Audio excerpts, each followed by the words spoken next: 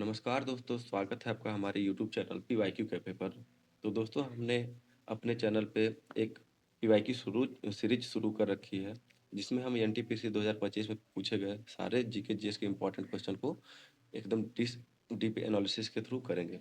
तो हमने अभी ये जो सीरीज चला रखी है, इसमें हम हिस्ट्री में पूछे गए इम्पोर्टेंट क्वेश्चन को अभी कर रहे हैं। हमने ऑलरेडी इस सीरीज के 2 वीडियो को अपने चैनल पे अपलोड कर रखे हैं। आज ये हमारा तीसरा वीडियो है। अगर आपने उन 2 वीडियोस को नहीं देखा है तो दोस्तों आप ज़रूर उन वीडियो को देखिए। और आज ये हमारा तीसरा वीडियो है, तो चलिए शुरू करते हैं। तो आप अपने साथ अपना नोट और पेन ले लीजिए, ताकि जो भी इम्पोर्टेंट फैक्ट जो आपको नहीं मालूम है, जो आपको नया है, जो आपने कभी सुना नहीं है, उनको ज़रूर नोट करते हुए चलिए। और जो आपने पहले से जो जानते हैं, जो आपको याद है, आप उसको रिपीट या रिवाइज करते हुए चलिएगा। ठीक है दोस्तों, तो चलिए शुरू करते हैं। आज का पहला प्रश्न है,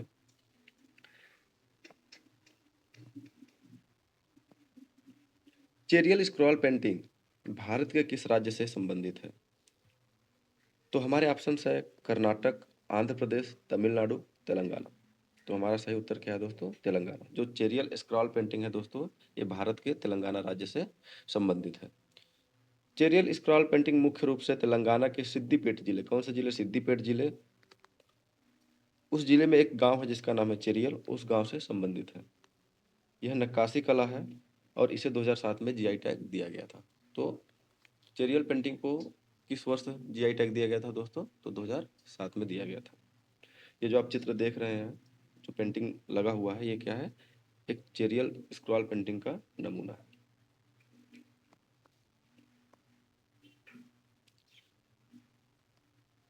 उसके बाद हम देखते हैं कर्नाटक। कर्नाटक अपनी मैसूर पेंटिंग, कौन सी पेंटिंग? मैसूर पेंटिंग के लिए प्रसिद्ध है, जिसमें गोसोवर का इस्तेमाल होता है। इसके अलावा यहाँ की चित्तारा पेंट कला भी बहुत मशहूर है। तो ये जो आप पेंटिंग देख रहे हैं, कौन सी पेंटिंग है? मैसूर पेंटिंग है। अगर पूछा जाए कि गैस वर्क किस पेंटिंग में इस्तेमाल किया जाता है, तो गैस वर्क किस पेंटिंग में इस्तेमाल किया जाता है? मैसूर पेंटिंग में किया जाता है। और कर्नाटक में एक और बहुत ही फेमस पेंटिंग स्टाइल है, जिसका नाम क्या है? चित्तारा है। इसको भी आप नोट करते हुए चलिएगा। तमिलनाडु, यहाँ की तंजावुर पेंटिंग पूरी दुनिया में प्रसिद्ध है, जिसमें असली सोने का वर्क और कीमती पत्थरों का इस्तेमाल किया जाता है। तो जो तमिलनाडु का तंजावुर पेंटिंग है दोस्तों, उसमें मतलब रियल का गोल्ड फॉइल और कीमती जो जेम्स होते हैं, उनका प्रयोग किया जाता है। ये जो आप चित्र देख रहे हैं, ये कौन सी स्टाइल की पेंटिंग है? तंजावुर की। अच्छा, इसको याद कैसे रखेंगे? तो तंजावुर तमिलनाडु में पड़ता है, तो जो तंजावुर पेंटिंग है वो किस स्टेट का हो जाएगा दोस्तों? तंजावुर स्टेट का हो जाएगा। आगे है आंध्र प्रदेश। यहाँ की सबसे प्रसिद्ध चित्रकला कलमकारी है। तो आंध्र प्रदेश का सबसे इम्पोर्टेंट चित्रकला कौन सा है? कलमकारी। ये कलमकारी का एक नमूना यहाँ पे हमने लगाया हुआ है। ठीक है। अच्छा, 2014 से पहले चेरियल पेंटिंग आंध्र प्रदेश का हिस्सा माना जाता था। अच्छा, आप लोग सोच के बताइए क्यों? क्योंकि 2014 के पहले तेलंगाना राज्य नहीं बना था। 2014 में तेलंगाना को आंध्र प्रदेश से अलग करके बनाया गया है। तो चेरियल पहले 2014 से पहले आंध्र प्रदेश का हिस्सा माना जाता था, लेकिन जब तेलंगाना का विभाजन हो गया आंध्र प्रदेश से, तो चेरियल पेंटिंग तेलंगाना का हो गया, और उसके बाद आंध्र प्रदेश में कलमकारी चित्रकला बहुत फेमस माना जाता है। ठीक है दोस्तों।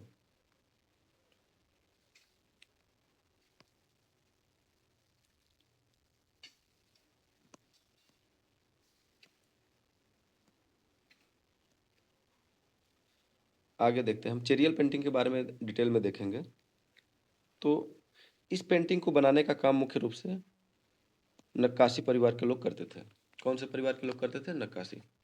कहानीकार, इन पेंटिंग का इस्तेमाल काकी पद्दगोलू नामक कहानीकार समुदाय द्वारा किया जाता था, जो गांव-गांव जाकर इन चित्रों के माध्यम से कथाएं सुनाते थे।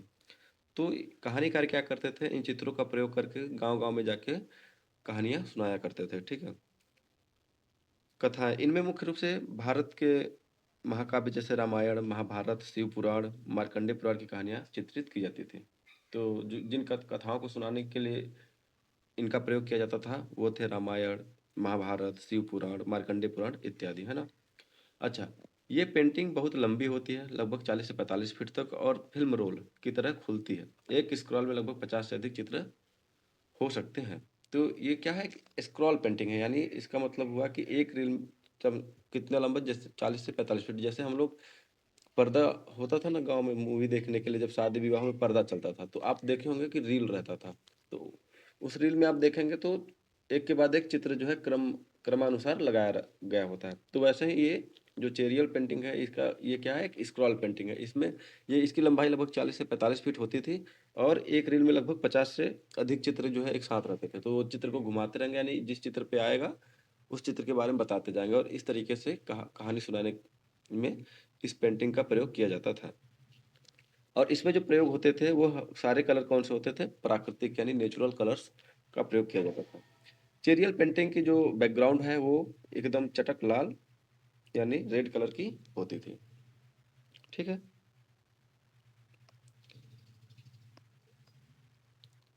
आगे देखते हैं। चेरियल पेंटिंग को 2007 में भौगोलिक संकेतक यानी जीआई टैग मिला था। चेरियल पेंटिंग को 2007 में क्या हुआ, भौगोलिक संकेतक यानी जीआई टैग जिसको हम लोग बोलते हैं वो मिला था। अच्छा, 2007 में एक और आविष्कार हुआ था दोस्तों, आईफोन का। आईफोन का जो आविष्कार है 2007 में हुआ था, किसके द्वारा, एप्पल के जो को फाउंडर है स्टीव जॉब्स, उन्होंने पहला आईफोन लॉन्च किया था। कब, 2007 में। तो देखिए हमने कैसे इसको रिलेट किया। 2007 में चेरियल पेंटिंग को जीआई टैग मिला, तो 2007 में और क्या हुआ था दोस्तों, याद रखिए कि 2007 में आपका आईफोन भी लॉन्च हुआ था। ठीक है,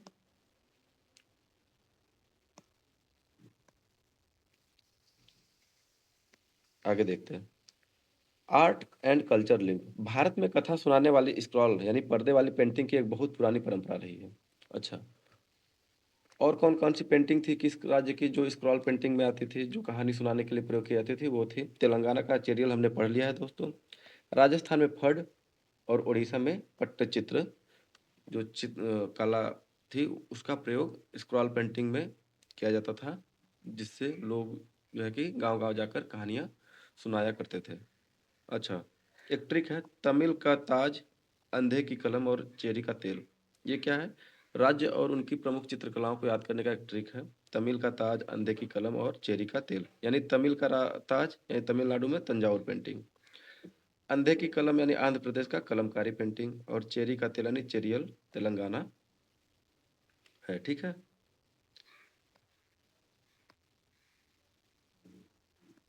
आगे देखिए।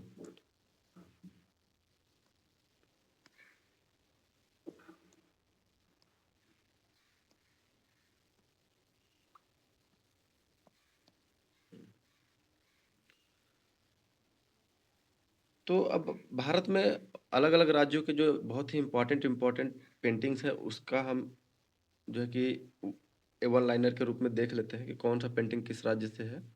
तो आप इसको डायरेक्ट अपने कॉपी में नोट करते जाइएगा, स्टेट, उसके सामने उसकी पेंटिंग, और अगर कोई स्पेशल फैक्ट है तो उसके बारे में भी आप लोग सामने ही एक ब्रैकेट में नोट करते चलिएगा। ठीक है, तो पहला है, विश्व प्रसिद्ध मधुबनी यानी मिथिला चित्रकला किस राज्य की है, तो मिथिला कहाँ है, बिहार में है। तो ये जो मधुबनी आप पेंटिंग देख रहे हैं ये किस स्टेट का है, बिहार स्टेट का है। ज्यामितीय आकार यानी ज्योमेट्रिक शेप्स से बनी वर्ली चित्रकला कहाँ की है, महाराष्ट्र की। जो वर्ली पेंटिंग है दोस्तों, ये आप देख रहे हैं, इसमें ज्योमेट्रिक शेप्स है, जैसे ट्रायंगल हो गया है ना, स्ट्रेट लाइंस हो गए, एंगल्स पे लाइन जोड़े गए हैं, है ना। तो ये आप देख रहे हैं, यहाँ सर्कल है, यहाँ आपको ये सेमी स्फीयर दिख रहा है। तो ये जो स्टाइल है ये किस चित्रकला में प्रयोग होती है, वर्ली चित्रकला में प्रयोग होती है। और वर्ली चित्रकला किस स्टेट का जो है पेंटिंग है, ये महाराष्ट्र का है। और वैसे भी याद रखिए कि वर्ली कहाँ किस राज्य में है, महाराष्ट्र में है। तो वर्ली पेंटिंग किस राज्य का होगा, महाराष्ट्र राज्य का होगा। कपड़ों पर देवी देवताओं की पट्टा चित्रकला कहाँ प्रसिद्ध है दोस्तों, आंध्र प्रदेश का। ये जो आप देख रहे हैं एग्जाम्पल, ये पट्टा चित्र का है, ये उड़ीसा का फेमस चित्रकला है। लोक देवताओं जैसे बापू जी की फड चित्रकला कहाँ बनाई जाती है, तो हमने बताया था अभी दोस्तों, ये जो फड चित्रकला है ये राजस्थान का है। याद रखिएगा इसको, आप नोट करते हुए चलिए। गोंड चित्रकला मुख्य रूप से किस राज्य के आदिवासी बनाते हैं, तो गोंड आदिवासी सबसे ज़्यादा मध्य प्रदेश में है। तो ये चित्रकला भी कहाँ का है, मध्य प्रदेश का है। और ये उसकी एक स्टाइल नमूना यहाँ पे हमने लगा रखा है, आप देख सकते हैं। राठवा जनजाति द्वारा घरों की दीवारों पर बनाई जाने वाली पिथौरा कला कहाँ की है? तो पिथौरा कला गुजरात की है, और ये मध्य प्रदेश में भी कुछ हिस्सों में बनाई जाती है, लेकिन ये बेसिकली गुजरात का है। ठीक है, ये आप देख सकते हैं, ये जो एग्जाम्पल है पिथौरा कला का है। कालीघाट पेंटिंग का उद्भव किस शहर से हुआ था? तो जो कालीघाट, ये कोलकाता, पश्चिम बंगाल के एक शहर कोलकाता से इसका उद्भव हुआ था। ये है आपका कालीघाट पेंटिंग, ये कालीघाट पेंटिंग है। ठीक है दोस्तों, वैसे भी कालीघाट कोलकाता में एक जगह का नाम है, तो आप याद रखिएगा कि कालीघाट कोलकाता। अरंडी के तेल से कपड़े पर की जाने वाली रोगन कला कहाँ की है? तो ये कहाँ की है? कोच कच्छ की है। कच्छ कहाँ पे है? गुजरात में। तो हमें दो याद रखना है, ये जो पिथौरा और रोगन, ये दोनों कहाँ की हैं? गुजरात स्टेट की है। ठीक है,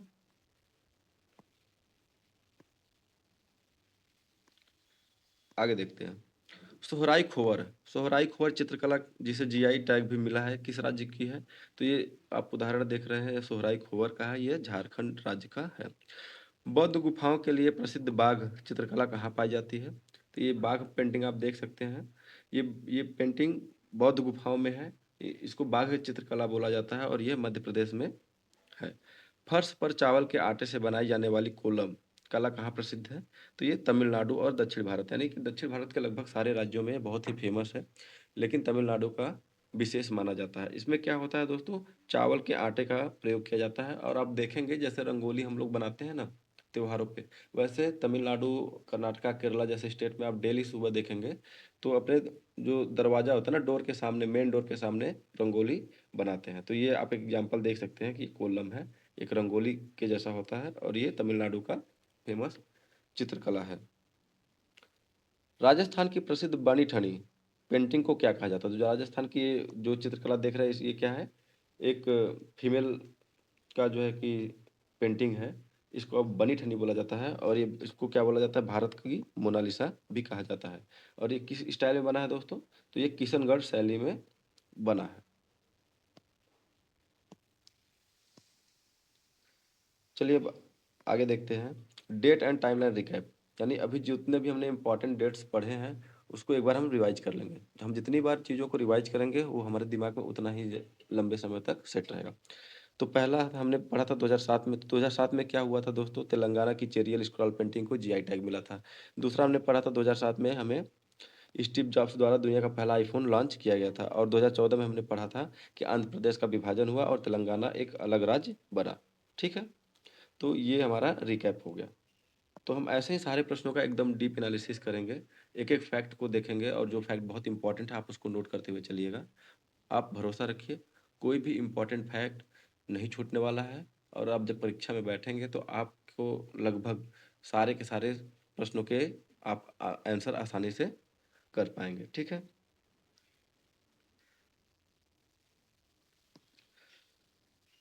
तो अब हमारा अगला प्रश्न है, भारतीय राष्ट्रीय आंदोलन के प्रारंभिक चरण के दौरान नरमपंथियों द्वारा निम्नलिखित में से कौन सी पद्धति का विशेष रूप से अपनाया गया था? कौन सी पद्धति को अपनाया गया था?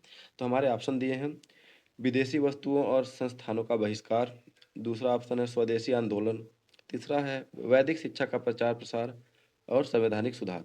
तो जो हमारा राइट आंसर है वो क्या है दोस्तों? संवैधानिक सुधार है।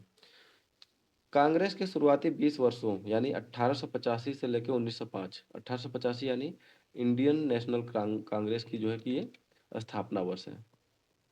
ठीक है, कब हुआ था? 28 दिसंबर 1885। तो 1885 से लेकर 1905 में नरमपंथियों का मुख्य लक्ष्य शांतिपूर्ण तरीके से ब्रिटिश सरकार के अंदर ही संवैधानिक सुधार लाना। यानी जो नरमपंथी थे वो क्या चाहते थे कि भारत में ब्रिटिश सरकार रहे और उन्हीं के अंडर में हम सारे रिफॉर्म्स को लाएंगे। वो नहीं चाहते थे कि हमें पूर्ण स्वराज मिले। ठीक, अच्छा, उनकी रणनीति क्या होती थी? 3P मेथड होती थी। नरमपंथियों की रणनीति प्रेयर, पिटीशन एंड प्रोटेस्ट, यानी 3P, क्या? 3P पर आधारित थी। उनका ब्रिटिश न्यायप्रियता पर पूरा भरोसा था। वो उनको उनका मानना ऐसा था कि ब्रिटिशर्स जो है हमारे साथ न्याय करेंगे, लेकिन आपको मालूम है दोस्तों ऐसा था नहीं। ठीक है, चलिए हम आगे देखते हैं। बहिष्कार और स्वदेशी आंदोलन, अच्छा ये दोनों पद्धतियाँ किनकी थी? गर्मपंथियों की, जिनको एक्सट्रीमिस्ट कहा जाता है, जिनको उग्रवादी कहा जाता है। क्या कहा जाता है? उग्रवादी। 1905 में बंगाल विभाजन के विरोध में जब स्वदेशी आंदोलन शुरू हुआ, तब विदेशी वस्तुओं की होली जलाई गई। इसका नेतृत्व किसने किया था? लाल बाल पाल ने किया था। तो जो हमारे जो मेन 3 एक्सट्रीमिस्ट हैं, उनका नाम क्या था? लाल बाल पाल। और एक अरविंद घोष भी थे, याद रखिएगा दोस्तों, अरविंद घोष। अच्छा, वैदिक शिक्षा का प्रचार, यह मुख्य रूप से आर्य समाज की स्थापना किसने की थी? स्वामी विद्यानंद सरस्वती ने की थी। कब की थी? 1875 में। तो वैदिक शिक्षा का प्रचार ये आर्य समाज का एजेंडा था, जिनका नारा था वेदों की ओर लौटो। अगर पूछा जाए दोस्तों कि वेदों की ओर लौटो ये किस संस्था का नारा था, तो आप लोग बिना हिचकिचाए टिक करिएगा, आर्य समाज का था। इसकी स्थापना स्वामी दयानंद सरस्वती जी ने किया था। कब? 1875 में। ठीक है, आगे देखते हैं। नरमपंथी चरण यानी जो मॉडरेट फेज है, उसके बारे में देखते हैं। तो मॉडरेट फेज हमने जैसा कि देखा दोस्तों, 1885 से लेकर 1905 तक का रहा है। विचारधारा क्या था? नरमपंथी नेताओं का मानना था कि अंग्रेजों को भारत की असली समस्याओं का पता ही नहीं है। उनको लगता था कि अंग्रेज जो है भारत की समस्या को जानते ही नहीं। अगर हम उनको याचिकाओं के द्वारा सही स्थिति बताएंगे तो वो इनमें क्या करेंगे? सुधार करेंगे। ऐसा किनका मानना था? नरमपंथी लोग को, जो आपके मॉडरेट फेज के लोग थे, उनका। इनकी मांगे क्या थी? ये लेजिस्लेटिव काउंसिल का विस्तार चाहते थे, न्यायपालिका को कार्यपालिका से अलग करना, और आईसीएस परीक्षा जो भारत और इंग्लैंड में एक साथ आयोजित कराना, इनका जो है कि मेन एजेंडा था। अच्छा, इनकी सफलताएं क्या क्या थी? तो इन्हीं के बदौलत जो है कि इंडियन काउंसिल एक्ट 1892 में लागू के मतलब लाया गया था, जिसमें क्या था कि भारत में परोक्ष यानी इनडायरेक्ट इलेक्शन की नींव पड़ी थी। किसके थ्रू पड़ी थी? इंडियन काउंसिल एक्ट 1892 के। और इनका एक सफलता था, इनका अचीवमेंट था इकोनॉमिक क्रिटिक, यानी नरमपंथियों की सबसे बड़ी सफलता यह थी कि उन्होंने ब्रिटिश साम्राज्यवाद के आर्थिक शोषण यानी इकोनॉमिक एक्सप्लॉइटेशन को पूरी तरह से बेनकाब कर दिया था। बेनकाब करने में कौन कौन से थे? आरसी दत्त थे, और हमारे दादा भाई नौरोजी थे, जिन्होंने wealth of drain of wealth theory दिया था ना। तो ये लोग हैं। ठीक, आगे देखते हैं, उनके बारे में डिटेल में है, हम देखेंगे आगे। तो ये रहा दादा भाई नौरोजी के बारे में एक पूरा कंप्लीट स्लाइड। आप इसका स्क्रीन शॉट कर सकते हैं, या फिर आप इसमें से जो भी इम्पोर्टेंट है आप उसको नोट कर सकते हैं ना। चलिए देखते हैं। अच्छा, इनका उपनाम यानी इनको और किस किस नाम से बुलाया जाता था? तो भारत का वयोवृद्ध पुरुष, grand old man of India, grand old man of India किनको कहा जाता था? दादा भाई नौरोजी को कहा जाता था। और भारत का अनौपचारिक राजदूत भी इन्हीं को कहा जाता था। सॉरी। धन निष्कासन का सिद्धांत, ड्रेन ऑफ वेल्थ थ्योरी, इन्होंने अपनी प्रसिद्ध पुस्तक poverty and un British rule in India, इनकी एक बुक थी जिसका नाम था poverty and un British rule in India, जो 1901 में संपादित हुआ था। उसमें इन्होंने बताया था कि कैसे अंग्रेज भारत का सारा पैसा चूस कर ब्रिटेन भेज रहे हैं। इनके द्वारा एक अखबार भी संपादित किया गया था, जिसका नाम था रस्त गुप्तार, सच बोलने वाला। और ये गुजराती अखबार था। ये किसके द्वारा संपादित था? दादा भाई नौरोजी के द्वारा। अच्छा, दादा भाई नौरोजी 1892 में लिबरल पार्टी के टिकट पर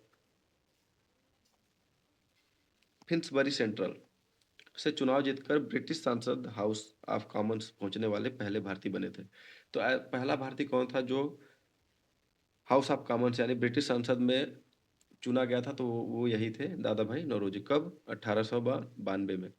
कहाँ से? याद रखिएगा दोस्तों, बहुत ही इंपॉर्टेंट है, फिन्सबरी सेंट्रल से। अच्छा, इन्होंने भारतीय राष्ट्रीय कांग्रेस की 3 बार अध्यक्षता की थी। कब कब? 1886 में, 1893 में, और 1906 में इन्होंने कांग्रेस की अध्यक्षता की थी। ऐतिहासिक क्षण, तो याद रखिएगा 1906 के जो कलकत्ता अधिवेशन हुए थे, नेरोजी की अध्यक्षता में, कांग्रेस के मंच से पहली बार वहां पे स्वराज शब्द का प्रयोग किया जाता। तो जो स्वराज शब्द का फर्स्ट टाइम कांग्रेस के द्वारा जो यूज हुआ था, वो 1906 में हुआ था। कब? कलकत्ता अधिवेशन। अध्यक्ष कौन थे? दादा भाई नौरोजी थे। ठीक है,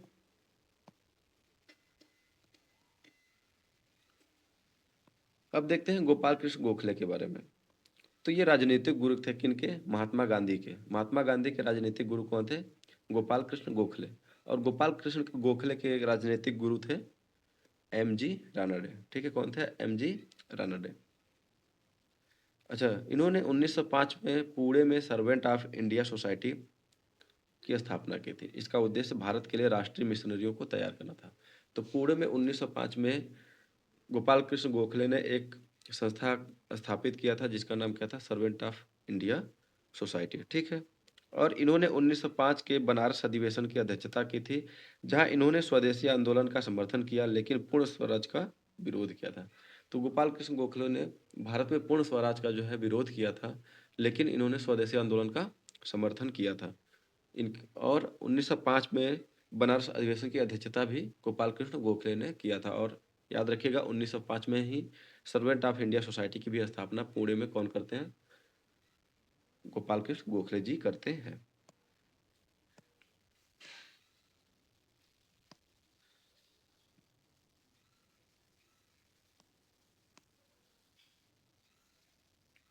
आगे देखते हैं।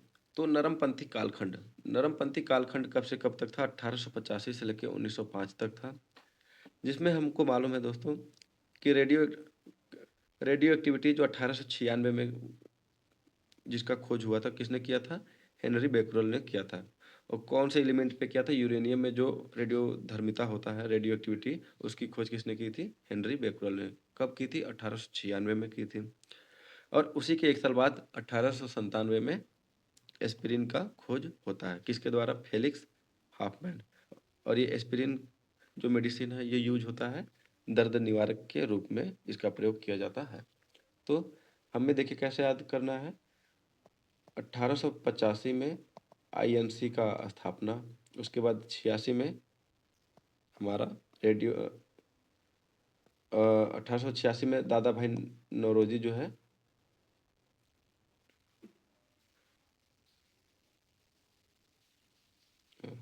दादा भाई नौरोजी, फिर से हम लिख लेते हैं, गड़बड़ हो गया है दोस्तों। हाँ, 1885 में आईएनसी की स्थापना, 1886 में दादा भाई नौरोजी जो है कि अध्यक्षता करते हैं, है ना। उसके बाद हमको याद रखना है 1896 में 1896 में रेडियो एक्टिविटी का खोज करते हैं कौन? Henry Becquerel. 1897 में फिर आपका एस्पिरिन का खोज होता है। एस्पिरिन किसने किया था? फेलिक्स हाफमैन ने। और फिर आपका 1903 में भी याद रखिएगा, 1903 में राइट ब्रदर्स ने दुनिया के पहले सफल मोटर चालित हवाई जहाज का आविष्कार किया था। राइट ब्रदर्स किसका आविष्कार किए थे? हवाई जहाज का। कब किए थे? 1903 में किए थे। ठीक है,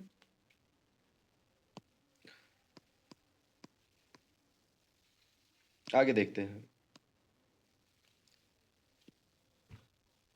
नरमपंथी और गरमपंथी यानी मॉडरेट्स और एक्सट्रीमिस्ट के बीच में एक कंपैरिजन चार्ट है दोस्तों, आप इसको देख लीजिए तो आपको छोटे छोटे कुछ इंपॉर्टेंट फैक्ट मिल जाएंगे। कालखंड कब से कब तक था? तो जो नरमपंथी था उनका कालखंड था 1885 से लेकर 1905 तक, यानी स्वदेशी आंदोलन, यानी इंडियन नेशनल कांग्रेस की स्थापना से लेकर स्वदेशी आंदोलन तक इनका कालखंड था। और उसके बाद यानी स्वदेशी आंदोलन से लेकर रोलेट एक्ट जब तक पास होता है यानी 1919 तक गरमपंथी फेज माना जाता है। नरमपंथी फेज जो थे उनके जो नेता थे प्रमुख, दादा भाई नौरोजी, गोपाल कृष्ण गोखले, फिरोज शाह मेहता और डब्ल्यू सी बनर्जी यानी व्योमेश चंद्र बनर्जी थे। और वही गरमपंथी में लाला लाजपत राय, बाल गंगाधर तिलक, बिपिन चंद्रपाल और अरविंद घोष। हमने बताया था लाल, बाल और पाल। ठीक है, तो आप इसमें ए जोड़ लीजिए, जैसे ना अमित शाह जी बोलते हैं ए वाइट कपड़ा, तो वैसे ही ए लाल बाल पाल, तो ए यानी अरविंद घोष। इनको भी आप लोग याद रखिएगा। तरीका क्या था? जो नरमपंथी लोग था उनका तरीका था प्रार्थना, याचिका, संवैधानिक दायरे में विरोध करना, यानी 3 Ps हमने बताया था दोस्तों, है ना। Prayer, petition and protest. और वही जो गरमपंथी थे उनका था पैसू रेसिस्टेंस, यानी वो हड़ताल करते थे, स्वदेशी आंदोलन करते थे, बहिष्कार करते थे और निष्क्रिय प्रतिरोध, जिसको पैसिव रेजिस्टेंस कहा जाता है, इसका प्रयोग करते थे। लक्ष्य क्या था? नरमपंथी चाहते थे कि ब्रिटिश साम्राज्य के भीतर ही स्वशासन मिल जाए, यानी ब्रिटिश को भारत छोड़ने की जरूरत न पड़े, है ना। और लेकिन जो गरमपंथी थे वो चाहते थे कंप्लीट इंडिपेंडेंस यानी पूर्ण स्वराज डिमांड किसका था? गर्मपंथियों का था। आगे देखते हैं। नरमपंथी जैसे आरसी दत्त और दादा भाई नौरोजी द्वारा तैयार की गई ब्रिटिश शासन की आर्थिक समीक्षा इतनी सटीक थी कि उसी बेसिस पर आगे चलकर गांधी जी ने अपना जन आंदोलन खड़ा किया था। जो जन आंदोलन गांधी जी ने खड़ा किया था वो किस वो जो समीक्षा था, आर्थिक समीक्षा, वो किनके द्वारा किया गया था? आरसी दत्त, है ना, और एक दादा भाई नौरोजी। तो हमने इनके बारे में पढ़ा है अभी, दादा भाई नौरोजी के बारे में, कि 1892 में ये पहले भारतीय थे जो ब्रिटिश संसद का सदस्य बनते हैं। इन्होंने एक बुक लिखा था 1901 में, जिसमें इन्होंने एक इम्पॉर्टेंट थ्योरी दिया था जिसका नाम था ड्रेन ऑफ वेल्थ थ्योरी, है ना। तो आरसी दत्त भी एक इकोनॉमिस्ट थे जिन्होंने ब्रिटिश शासन की आर्थिक समीक्षा की थी, और उसी के आधार पर जो है कि गांधी जी अपना जन आंदोलन तैयार करते हैं। ठीक, तो एक ट्रिक दिया है गोदा बफी। ये कौन है? ये 4 मुख्य मॉडरेट्स को याद रखने की ट्रिक है, गोदा बफी। ठीक है, अगर आपको ये ट्रिक नहीं सही लगता है, हमें भी कभी कभी ट्रिक अच्छा नहीं लगता, लेकिन ट्रिक रहता तो कभी कभी हमें माइंड में क्लिक हो जाता है। लेकिन अगर आपको डायरेक्ट याद करने की आपकी कैपेसिटी है तो आपको ट्रिक की आवश्यकता नहीं है, आप डायरेक्ट याद कर सकते हैं। गोदा बफी याद नहीं है, लेकिन आप याद कर सकते हैं कि गोपाल कृष्ण गोखले, दादा भाई नौरोजी, व्योमेश चंद्र बनर्जी और फिरोज शाह मेहता।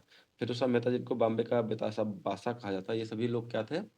ये लोग मॉडरेट ग्रुप के थे, यानी उदारवादी फेज के थे। ठीक है,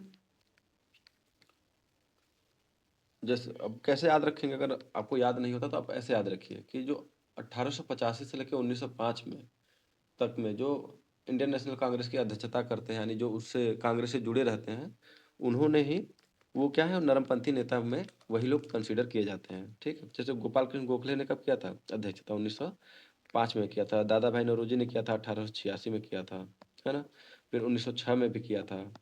तो ऐसे आप इनको याद कर सकते हैं। व्योमेश चंद्र बनर्जी ने पहला अध्यक्षता इन्होंने ही किया था 1885 का। ठीक है,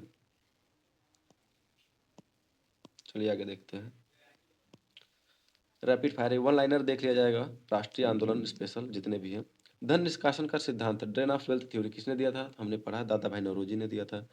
इकोनॉमिक हिस्ट्री ऑफ इंडिया 1901 नामक प्रसिद्ध पुस्तक किसने लिखी थी? तो रमेश चंद्र दत्त, आरसी दत्त। हमने अभी आपको बताया कि ये लोग भी क्या थे, कि इकोनॉमिस्ट थे। इन्होंने ही ब्रिटिश की जो है कि आर्थिक समीक्षा की थी।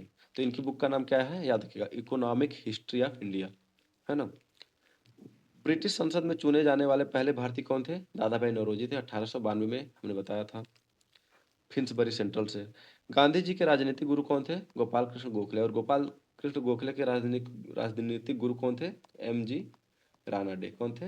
एम जी रानाडे थे।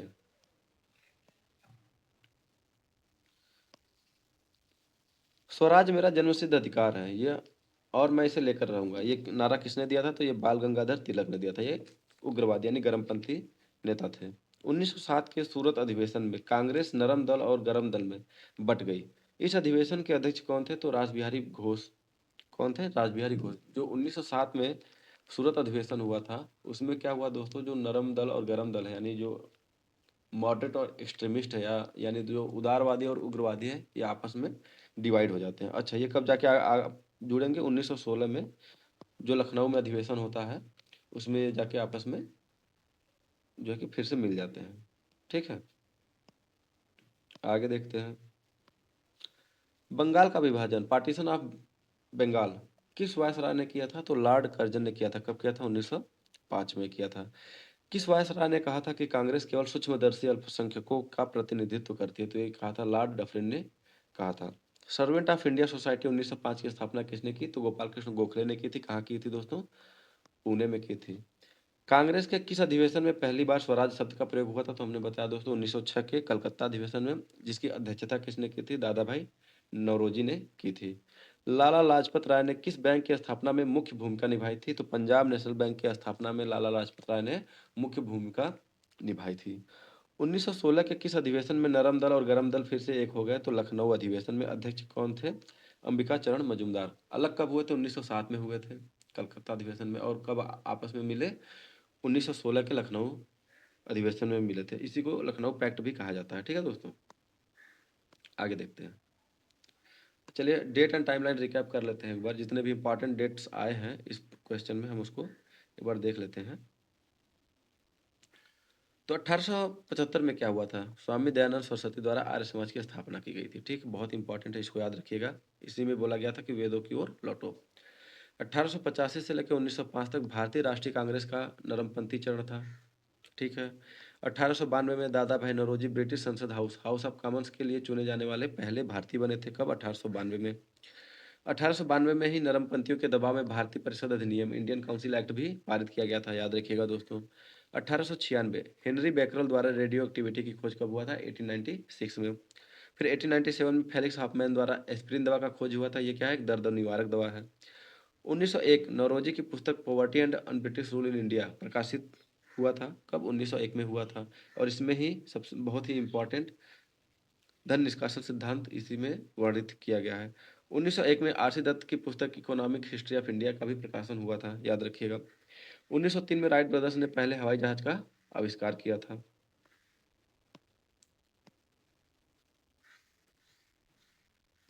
फिर आगे है 1905 में लॉर्ड कर्जन द्वारा बंगाल विभाजन किया गया। 1905 में लॉर्ड कर्जन द्वारा बंगाल का विभाजन की घोषणा की जाती है। और 1905 में गोपाल कृष्ण गोखले द्वारा सर्वेंट ऑफ इंडिया सोसाइटी की स्थापना की गई थी। कहाँ की गई थी?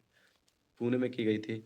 1905 से लेकर 1919 तक कांग्रेस का गर्मपंथी चरण चला था। माना जाता है कि 1905 से लेकर 1919 तक था। 1906 में कलकत्ता अधिवेशन दादा भाई नौरोजी में पहली बार स्वराज शब्द का आधिकारिक प्रयोग कब होता है? 1906 में। 1907 सूरत अधिवेशन अध्यक्ष रास बिहारी घोष, यानी सूरत अधिवेशन में कांग्रेस का नरम दल और गरम दल में विभाजन होना, स्प्लिट जो होता है इनके बीच में, वो कब होता है? 1907 में। इसी को सूरत स्प्लिट बोला जाता है। अध्यक्ष कौन थे? रास बिहारी घोष थे। 1916 में लखनऊ अधिवेशन अध्यक्ष अंबिका चरण मजूमदार। इनके टाइम में नरम दल और गरम दल का फिर से एकीकरण हो जाता है, जिसको लखनऊ पैक्ट बोला जाता है। यानी याद रखिएगा दोस्तों, सूरत स्प्लिट 1907 और लखनऊ पैक्ट 1916 में हुआ था। ठीक है।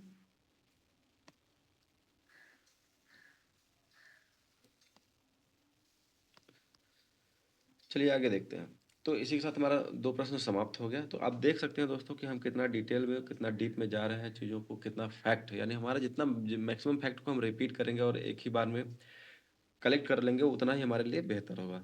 तो अब हमारा आज का तीसरा प्रश्न है, वर्तमान में किस राज्य में जंगल महल विद्रोह हुआ था, जिसे भूमिज विद्रोह के नाम से भी जाना जाता है? तो ऑप्शन है पश्चिम बंगाल, उड़ीसा, बिहार और झारखंड। तो हमारा जो राइट आंसर है क्या दोस्तों? पश्चिम बंगाल है। तो ये जो जंगल महल विद्रोह था वो किस राज्य में हुआ था? पश्चिम बंगाल में हुआ जाता था। इसका दूसरा नाम क्या था? भूमिज विद्रोह भी कहा जाता है। तो जंगल महल मुख्य रूप से वर्तमान के पश्चिम बंगाल के बांकुड़ा, पुरुलिया और मेदिनीपुर, पश्चिमी मेदिनीपुर में के जिलों का वन क्षेत्र है। यहीं पर भूमिज और चुआर जनजातियों ने विद्रोह किया था। चुआर जनजाति और भूमिज, यानी कि देखो, भूमिज विद्रोह के लगभग 40 से 50 साल पहले ही आपकी चुआर जनजातियों ने वहाँ पे विद्रोह किया था, जिसके फलस्वरूप ही आगे चल के आपका ये जंगल महल जिला बना था। ठीक है। जंगल महल जिला फिर 1833 में आप देखेंगे तो उसको भंग कर दिया जाता है, फिर मानभूम करके एक नए जिला का स्थापना किया जाता है अंग्रेजों के द्वारा। तो वो आगे की स्लाइड में आएगा, हम उसको देख लेंगे। देखो, हालांकि झारखंड का सिंहभूम इलाका भी इस विद्रोह से प्रभावित था, लेकिन जंगल महल जिले का मूल केंद्र कौन सा है? माना जाता है पश्चिम बंगाल ही माना जाता है। उड़ीसा, उड़ीसा में मुख्य रूप से 1817 का पाइका विद्रोह और खोंड विद्रोह हुआ था। उड़ीसा में कौन कौन से इंपॉर्टेंट विद्रोह हुए थे? पाइका और खोंड। अच्छा, पाइका विद्रोह के नेतृत्व करता थे बक्सी जगबंधु, और खोंड विद्रोह के नेतृत्व करता थे चक्र बिश्नोई। कौन थे? चक्र बिश्नोई। बिहार वर्तमान झारखंड क्षेत्र में अंग्रेजों के खिलाफ 1855 का संथाल विद्रोह और 1899 का मुंडा विद्रोह सबसे प्रसिद्ध माना जाता है। तो बिहार में कौन कौन से विद्रोह हुए थे? 1855 का संथाल विद्रोह हुआ था, और 1899 का मुंडा विद्रोह कहाँ हुआ था? बिहार के, जो कि वर्तमान झारखंड का क्षेत्र है, वहाँ पे हुआ था। अच्छा, जो भूमिज विद्रोह है वो हुआ था 1832 के समय में। तो उस समय जो भारत के गवर्नर जनरल थे वो विलियम बेंटिक थे, तो उनके बारे में हम थोड़ा-सा देख लेंगे।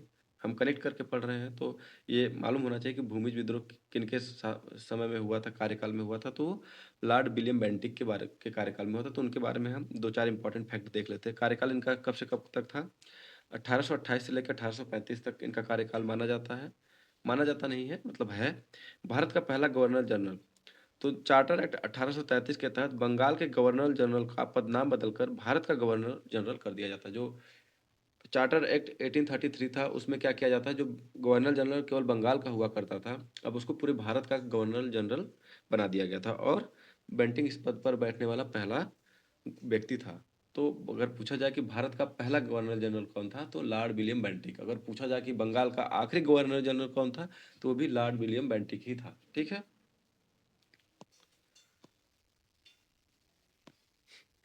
तो लॉर्ड विलियम बेंटिक ने और क्या क्या किया था, तो सती प्रथा का अंत किया था। कब? 1829 में। तो इसने राजा राम मोहन राय के प्रयासों से नियम 17, कौन सा नियम? 17वां नियम के तहत सती प्रथा को अवैध घोषित किया था। किनकी मदद से? राजा राम मोहन राय की मदद से किया था। ठगी प्रथा का दमन 1830 में। इसने कर्नल सलीमैन की नियुक्ति करके भारत में खुखार ठगों का खात्मा किया।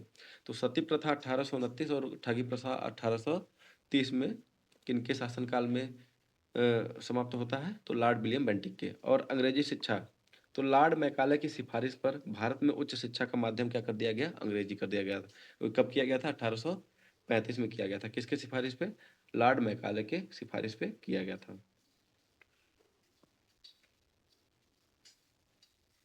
आगे देखते हैं। तो भूमिज विद्रोह के बारे में आया है दोस्तों, तो भूमिज विद्रोह को एक बार हम डिटेल में देख लेते हैं। तो यह रिवोल्ट कब से कब तक चला था? 1832-33 के समय में था ये। इसका नाम था, अंग्रेजों ने इसे गंगा नारायण का हंगामा कहा था। क्या कहा था? गंगा नारायण का हंगामा कहा था। अच्छा, नेतृत्वकर्ता कौन थे इस विद्रोह के? तो बड़ा भूम राज परिवार के गंगा नारायण सिंह थे, है ना। इन्होंने इस जो है कि विद्रोह का नेतृत्व किया था, और इन्हीं के लिए अंग्रेजों ने इनको क्या बोला था कि ये गंगा नारायण जी के द्वारा किया गया हंगामा है, कोई विद्रोह नहीं। ठीक। अच्छा, कारण क्या था? अंग्रेजों की दमनकारी भू राजस्व यानी लैंड रेवेन्यू की नीतियां, और बड़ा भूम स्टेट में उत्तराधिकार का विवाद, और साथ ही बाहरी लोग जैसे दिकू द्वारा आदिवासियों का शोषण किया जाता था। इसलिए यह जो है विद्रोह जो है कि अंग्रेजों के विरुद्ध और इन लोगों के विरुद्ध किया जाता है, कि इनके द्वारा, गंगा नारायण के द्वारा। ठीक है। शहादत 1833 में खरसावां के राजा चेतन सिंह की सेना के साथ लड़ते हुए गंगा नारायण सिंह वीरगति को प्राप्त हुए, और यह विद्रोह शांत हो गया। तो ये विद्रोह कब शांत हुआ? 1833 में हुआ। कब? जब गंगा नारायण की मृत्यु हो जाती थी। गंगा नारायण की मृत्यु कब होती है? जो खरसावां के राजा चेतन सिंह थे, उनके साथ, उनकी सेना के साथ लड़ते लड़ते इनकी जो है मृत्यु हो जाती है। उसके बाद क्या होता है? इस विद्रोह के बाद अंग्रेजों ने 1833 में जंगल महल जिलों को भंग कर दिया, और उसकी जगह पे एक नया जिला मानभूम बनाया। ठीक है। तो 1833 में जंगल महल जिले को क्या कर दिया गया था? भंग कर दिया गया था। अच्छा, ये जंगल महल जिला कब बना था? 1805 में बनाया गया था। इसके बारे में भी आपको आगे मिलेगा। ठीक है।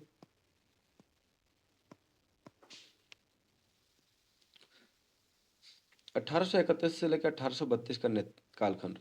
तो जो इलेक्ट्रिक डायनामो है वो माइकल फैराडे ने 1831 में इसका खोज किया था। और ये किस जो है कि सिद्धांत पे चलता है? इलेक्ट्रोमैग्नेटिक सिद्धांत पर चलता है। और क्लोरोफार्म 1831 में ही पहली बार क्लोरोफार्म की भी खोज की गई थी। जिसके बाद से क्या हुआ कि क्लोरोफार्म का प्रयोग क्यों किया जाता है? बेहोश करने के लिए। तो ये मेडिकल के फील्ड में इसका बहुत ज़्यादा प्रयोग होने लगा। कब? जैसे कोई मेडिकल सर्जरी करना हुआ, तो डॉक्टर क्या करते हैं, एनेस्थीसिया की जगह में क्लोरोफार्म का प्रयोग करते हैं बेहोशी के लिए। ठीक है। तो क्लोरोफार्म का खोज भी 1831 में हुआ था। इलेक्ट्रिक डायनेमो का भी खोज 1831 में ही हुआ था, ऐसा हम याद रखेंगे। भारत के प्रमुख जनजाति विद्रोह। तो भारत में जितने भी जनजाति विद्रोह हुए थे उनको एक ही बार में हम देख कंप्लीट कर लेंगे। चुआर विद्रोह कब हुआ था? 1766 से लेकर 1816 तक। कहाँ हुआ था? पश्चिम बंगाल के मिदनापुर में। अच्छा, इसके नेता कौन थे? दुर्जन सिंह। तो इसी विद्रोह के कारण हमने आपको बताया 1805 में जंगल महल जिला का निर्माण होता है। कौन से विद्रोह के फलस्वरूप होता है? चुआर विद्रोह के फलस्वरूप होता है। नेतृत्व करता है दुर्जन सिंह। इनको बार बार आपको रिपीट करते चलना है। चुआर विद्रोह 1766 से लेकर 1816, नेतृत्वकर्ता दुर्जन सिंह। कहाँ हुआ था? पश्चिम बंगाल के मिदनापुर में। इसके बाद क्या हुआ? विद्रोह के कारण 1805 में अंग्रेजों ने जंगल महल नाम का एक जिला जो है कि स्थापित किया था, है ना, बनाया था। वैसे फिर उसके बाद कोल विद्रोह 1831, झारखंड के छोटा नागपुर पठार छोटा नागपुर क्षेत्र में इसके प्रमुख नेता बुद्धू भगत थे। तो इसको भी हम आप नोट कर लीजिए। क्या लिखेंगे? कोल विद्रोह, समय लिखेंगे 1831, क्षेत्र लिखेंगे झारखंड का छोटा नागपुर, और नेता लिखेंगे बुद्धू भगत। ठीक है, इसको बार बार रिपीट करते चलना है, कहने का मतलब ये है। भारत के प्रमुख जनजाति विद्रोह में आगे देखिए, संथाल विद्रोह कब हुआ था? 1855 में हुआ था, झारखंड के राजमहल पहाड़ियों में। इसके नेता थे सिद्धू और कान्हू। कौन थे? सिद्धू और कान्हू थे। फिर मुंडा विद्रोह हुआ था 1899 में, झारखंड के रांची क्षेत्र में हुआ था। इसके नेता थे बिरसा मुंडा, जिन्हें धरती आबा कहा जाता है। बहुत ही इंपॉर्टेंट है दोस्तों, इसको याद रखिएगा। संताल 1855 में, मुंडा 1899 में। खासी विद्रोह हुआ था आपका 1833 में, मेघालय की गारो और जयंतिया पहाड़ियों में हुआ था, और इसके नेता कौन थे? तीरथ सिंह थे। जो खासी विद्रोह हुआ था वो कब हुआ था? 1833 में हुआ था, और इसके नेतृत्वकर्ता कौन थे? तीरथ सिंह जी थे।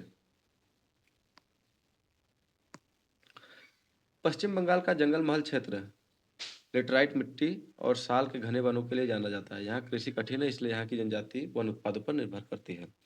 तो ये जो हमारा जंगल महल क्षेत्र है पुरुलिया और बांकुड़ा, वो पश्चिम बंगाल में पड़ता है। यहाँ पे कौन सी प्रकार की मिट्टी पाई जाती है? लेटराइट प्रकार की मिट्टी पाई जाती है, और केवल साल के घने जंगल है। और इसीलिए यहाँ की जो जनजाति है वो कृषि पे नहीं, किस पे डिपेंडेंट है? वन उत्पादों पे डिपेंडेंट है। अच्छा, एक ट्रिक है विद्रोह और नेता याद करने के लिए। गंगा की भूमि पर सिद्धू का संथाल और बिरसा का मुंडा।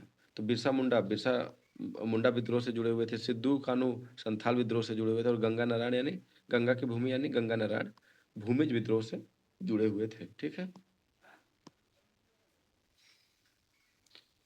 अच्छा, वो वन लाइनर देख लेते हैं, जितने भी किसान और जनजातीय आंदोलन है उनके वन लाइनर देख लेते हैं। सारे इंपॉर्टेंट है दोस्तों, इसको आप अपने कॉपी पे नोट करते हुए चलिएगा। कैसे नोट करना है? पहले लिखना है आपका जो है विद्रोह, फिर अगले टेबल में लिखना है समय काल यानी टाइम, उसके बाद नेता, इसके नेता कौन थे। ठीक है, तो ऐसे आप इसको नोट करते हुए चलिएगा। तो पहला है नील विद्रोह, कब हुआ था? 1859 में। इसका नेतृत्व किसने किया था? दिगंबर विश्वास और विष्णु विश्वास ने। ठीक। कहाँ पे हुआ था? ये बंगाल में। प्रसिद्ध नाटक नील दर्पण किसने लिखा था? तो दीनबंधु मित्र ने लिखा था। मुपला विद्रोह 1921 किस राज्य में हुआ था? केरल के मालाबार तट में।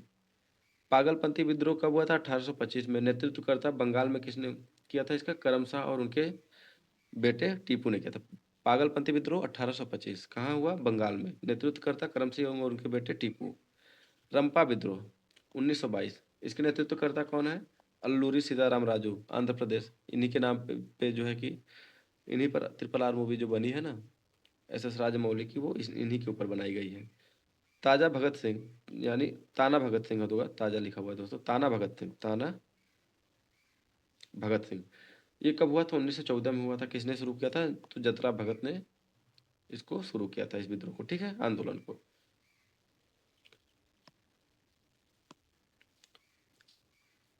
कूका आंदोलन 1872, इसका संबंध किस राज्य से है? तो पंजाब में। और किन के नेतृत्व में हुआ था? तो राम सिंह कूका के। कूका आंदोलन 1872 राम सिंह कूका के नेतृत्व में हुआ था। कहाँ हुआ था? पंजाब में हुआ था। ठीक है। अहोम विद्रोह कहाँ हुआ था? असम में हुआ था। अहोम असम। और कब हुआ था? 1828 में। और नेतृत्वकर्ता थे गोमधर कुंवर, इसके नेतृत्वकर्ता यानी नेता थे। ठीक है दोस्तों।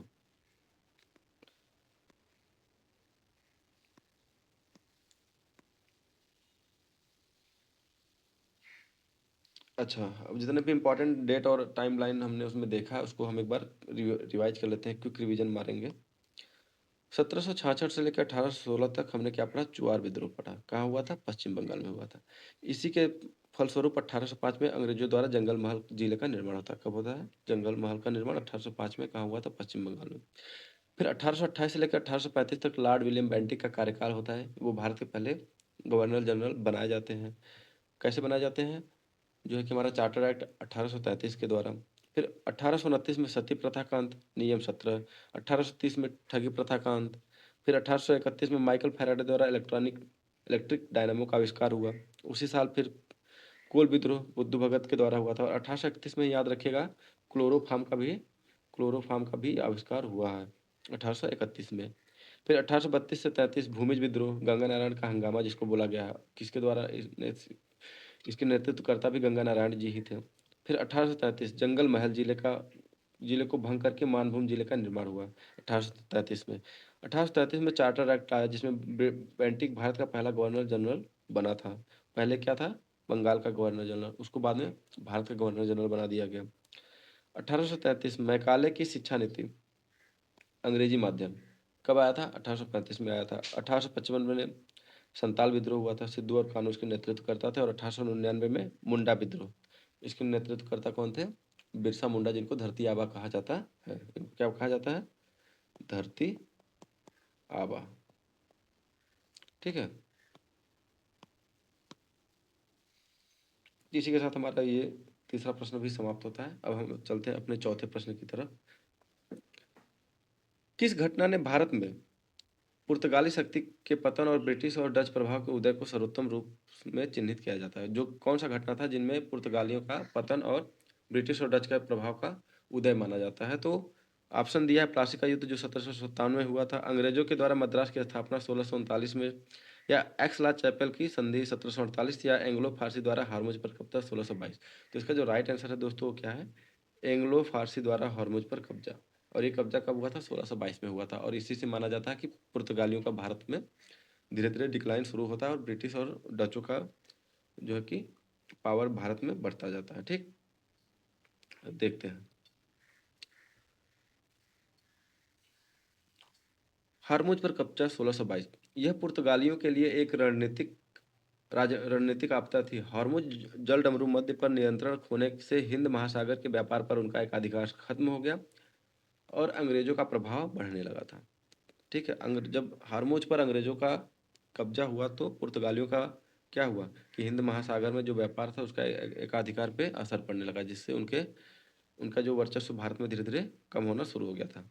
प्लासी का युद्ध 1757, यह युद्ध मुख्य रूप से ब्रिटिश ईस्ट इंडिया कंपनी और बंगाल के नवाब सिराजुद्दौला के बीच हुआ था। कौन सा युद्ध, प्लासी का युद्ध। इसने भारत में ब्रिटिश साम्राज्य की नींव रखी, लेकिन यह पुर्तगालियों के पतन का मुख्य घटना नहीं माना जाता है, क्योंकि पुर्तगालियों से इसमें कोई लेना देना नहीं था। मद्रास की स्थापना 1639, फ्रांसिस डे ने विजयनगर के राजा से मद्रास को पट्टे पर लिया था। यह अंग्रेजों के विस्तार का हिस्सा था, लेकिन पुर्तगालियों के खिलाफ कोई सीधी सैन्य हार नहीं मानी जाती है। फ्रांसिस डे ने ही विजयनगर के राजा से मद्रास को पट्टे पर लिया था और फिर मद्रास की स्थापना करते हैं। ठीक, एक्सला चैपल की संधि 1748, इस संधि ने प्रथम कर्नाटक युद्ध, कौन सा, प्रथम कर्नाटक युद्ध जो अंग्रेजों और फ्रांसीसियों के बीच में हुआ था, वो इसी संधि के बाद खत्म होता है। ठीक है, यानी जब पहला कर्नाटक युद्ध समाप्त होता है तो कौन सी संधि होती है, एक्सला चैपल की संधि होती है। और इसका भी पुर्तगालियों से कोई सीधा संबंध नहीं था। ठीक है, तो पुर्तगाली साम्राज्य स्टाडो द इंडिया, तो इनके जो प्रमुख, जो पुर्तगाली कंपनी भारत आई थी, उनके जो प्रमुख गवर्नर थे, वायसराय थे, उनके बारे में हम देखेंगे। ये आप मैप देख रहे हैं, तो ये जो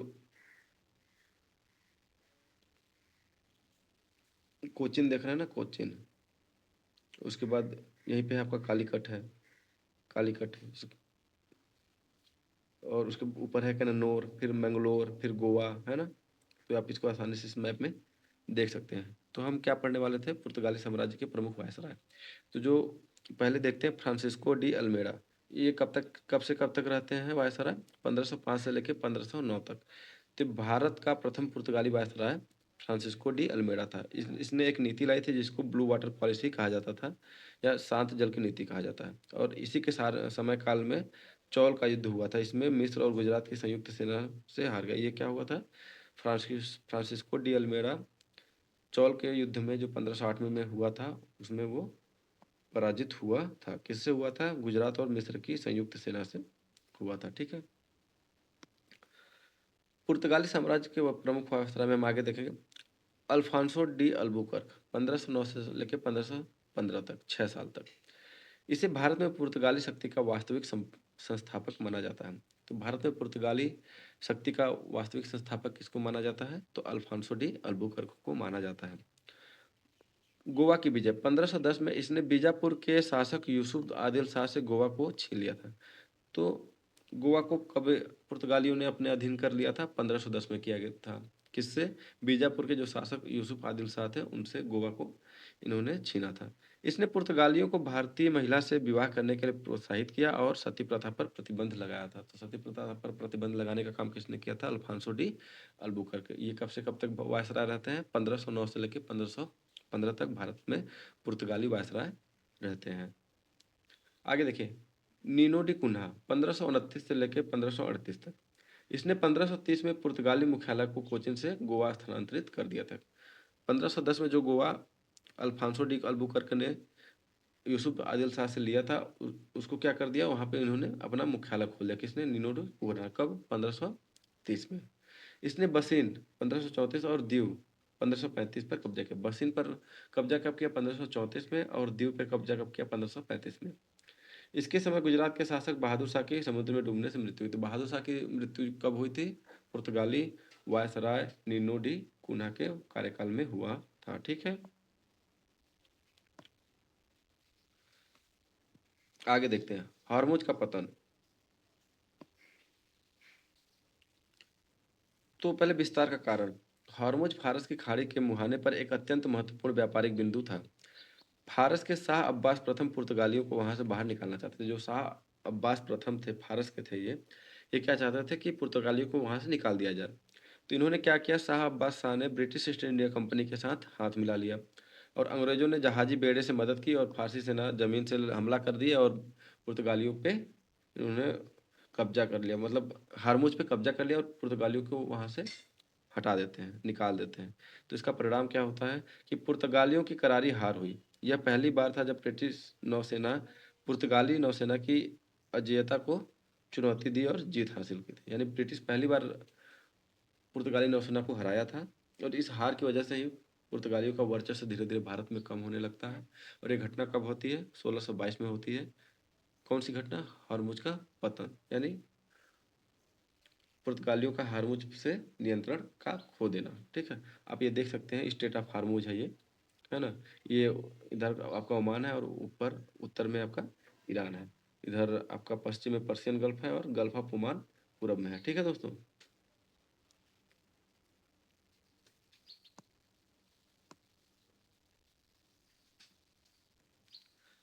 अच्छा, 17वीं सदी की शुरुआत में क्या हुआ था?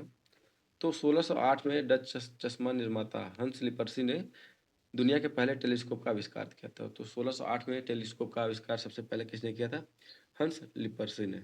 और बाद में 1609 में गैलीलियो ने इसे खगोल विज्ञान के लिए उन्नत किया था। तो बाद में 1609 एक साल बाद ही गैलीलियो ने इसका प्रयोग किया था खगोल विज्ञान के लिए। ठीक है, यानी इसमें और मॉडिफिकेशन किया था। तो टेलीस्कोप का खोज किसने किया था? 1608 में हंस लिपर्सी ने किया था। ठीक। कंपाउंड माइक्रोस्कोप लगभग 1500 से यानी 1590 से लेकर 1600 के आसपास डच वैज्ञानिक जैकेरियस जेनसन ने इसे बनाया था। जो कंपाउंड माइक्रोस्कोप, इसको किसने बनाया था? जैकेरियन माइक्रोस्कोप। इस जिसने जीव विज्ञान की दुनिया बदल दी। जीव विज्ञान की दुनिया कैसे बदल दी? कंपाउंड माइक्रोस्कोप का जो ये माइक्रोस्कोपिक कैपेसिटी है ना, वो बहुत ज़्यादा है। इससे क्या होता है कि हम बहुत सूक्ष्म से सूक्ष्म चीज़ों को भी आसानी से देख सकते हैं। तो इससे हम क्या है कि सेल स्टडी हो गया, टिश्यू हो गया, है ना, और जितने भी छोटे छोटे जीव हैं, है ना, माइक्रोस्कोपिक वाले, वायरस बैक्टीरिया, इनके बारे में भी स्टडी करना थोड़ा आसान हो गया। किसके खोज के बाद? कंपाउंड माइक्रोस्कोप के खोज के बाद। इसका खोज किसने किया था? जैकेरियस जेनसन ने किया था। ठीक है।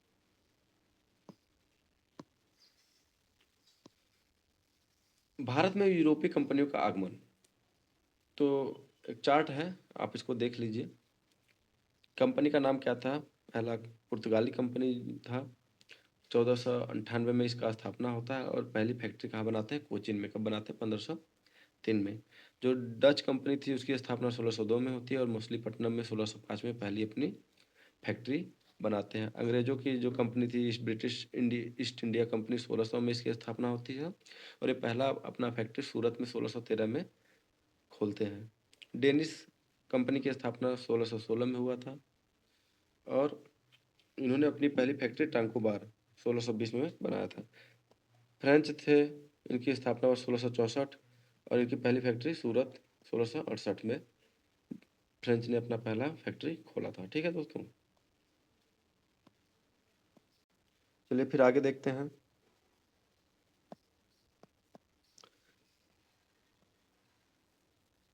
हम्म पुर्तगालियों के पतन के मुख्य कारण, यानी पुर्तगालियों का जो भारत में पतन हुआ उसके कौन कौन से मुख्य कारण थे। तो पहला था धार्मिक असहिष्णुता, ब्राजील की खोज, डच और अंग्रेजों से प्रतिस्पर्धा और काटेज पद्धति। तो धार्मिक असहिष्णुता में क्या था कि वो भारतीयों को जबरन ईसाई धर्म अपनाने के लिए मजबूर करते थे। और ब्राजील की जब खोज हो गई तो पुर्तगाली भारत के बजाय दक्षिण अमेरिका में ज़्यादा ध्यान देने लगे, इसलिए धीरे धीरे उनका जो है वो शिफ्ट करने लगे ब्राजील की तरफ। ठीक। और डचों और अंग्रेजों से प्रतिस्पर्धा, बेहतर नौसैनिक तकनीकी और व्यापारिक रणनीति के कारण अन्य यूरोपीय शक्तियां हावी हो गई। यानी जो टेक्नोलॉजी और जो रणनीति अंग्रेजों और डचों का था वो पुर्तगालियों से बेहतर था, जिसकी वजह से वो लोग भारत में व्यापार पे ज़्यादा हावी होने लगे, जिससे पुर्तगालियों का भारत में पतन होने लगा। और एक मुख्य कारण था कार्टेज पद्धति। इनके द्वारा जहाज़ों से जबरन वसूली की नीति भारतीय शासकों को नाराज कर दी। जो आसपास के जो जलीय क्षेत्र थे, जिसमें जहाज़ों के द्वारा कहीं आना जाना या फिर कोई माल इधर से उधर आना जाना रहता था, तो उससे क्या करते थे पुर्तगाली कार्टेज सिस्टम में बना रखे थे, जिसमें क्या होता था कोई भी जहाज़ अगर उस क्षेत्र से आएगा तो वो उससे कर वसूलेंगे। तो इस नीति की वजह से भारत के जो शासक थे वो भी नाराज थे। तो ये सब मुख्य कारण थे जिसकी वजह से पुर्तगालियों का पतन हो गया भारत से। ठीक है, आगे देखते हैं।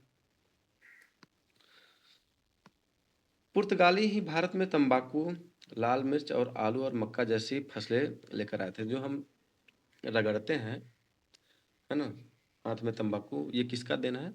पुर्तगालियों का देन है। और पुर्तगालियों ने और क्या क्या दिया था? लाल मिर्च भी दिया, आलू भी दिया और मक्का भी पुर्तगालियों का ही देन माना जाता है। और सबसे बहुत ही इम्पोर्टेंट एक था भारत में प्रिंटिंग प्रेस। तो 1556 में गोवा में भारत में पहला प्रिंटिंग प्रेस की शुरुआत होती है। इसका भी श्रेय किसको दिया जाता है? पुर्तगालियों को दिया जाता है। अच्छा, आगमन क्रम की ट्रिक एक बार देख लेते हैं।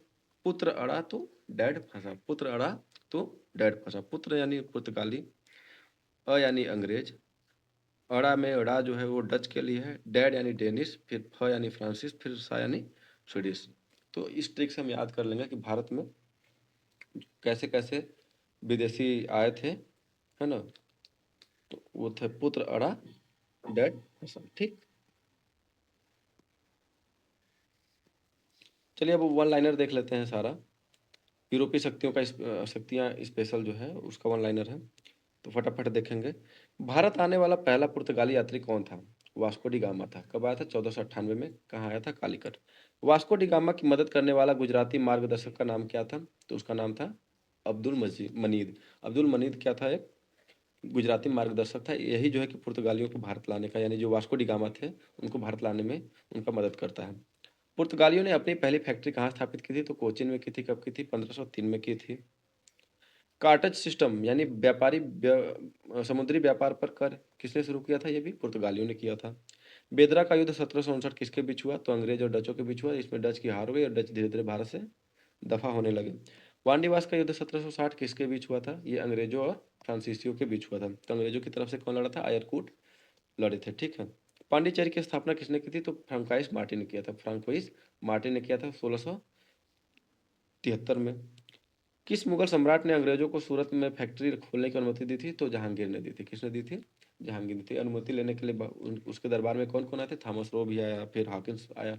इनके प्रयासों से सूरत में पहली जो है फैक्ट्री अंग्रेजों को द्वारा खोली जाती है। कब की खोली जाती है? 1613 में। कब खोली जाती है? 1613 में। गोवा को पुर्तगालियों से कब आज़ाद कराया गया? तो 1961 में किया गया था ऑपरेशन विजय। कब? 1961 में। कौन सा विजय चलाया गया, ऑपरेशन चलाया गया था? ऑपरेशन विजय चलाया गया था। मुंबई का द्वीप अंग्रेजों को दहेज में किसने दिया था? तो पुर्तगालियों ने। राजकुमारी कैथरीन के विवाह के पर मुंबई को जो है कि अंग्रेजों को दहेज में दे देते हैं। ठीक है। कौन? पुर्तगाली। एक बार डेट एंड टाइमलाइन रिकैप कर लेते हैं कि क्विक रिवीजन के थ्रू क्या क्या है। 1498 में क्या हुआ था? वास्को डी गामा भारत का आगमन हुआ। 1505 में क्या हुआ था? फ्रांसिस्को डी अल्मेड़ा भारत का पहला वायसराय बना। कब से हुई? 1505 से लेके 1500 9 तक, ठीक है, याद रखिएगा दोस्तों। और यही ब्लू वाटर पॉलिसी लाता है, ब्लू वाटर पॉलिसी कौन लाता है? Francisco de Almeida. 1510 में क्या हुआ? अल्बुकर्क ने गोवा जीता था, किससे? आदिल शाह से, है ना, बीजापुर के। 1530 गोवा पुर्तगालियों की आधिकारिक राजधानी बना दिया गया, किसके द्वारा? नीनो डी कुन्हा के द्वारा बनाया गया। 1556 गोवा में भारत का पहला प्रिंटिंग प्रेस लगा था, पुर्तगालियों के द्वारा। 1600 ब्रिटिश ईस्ट इंडिया कंपनी की स्थापना हुई। 1602 में डच ईस्ट इंडिया कंपनी की स्थापना।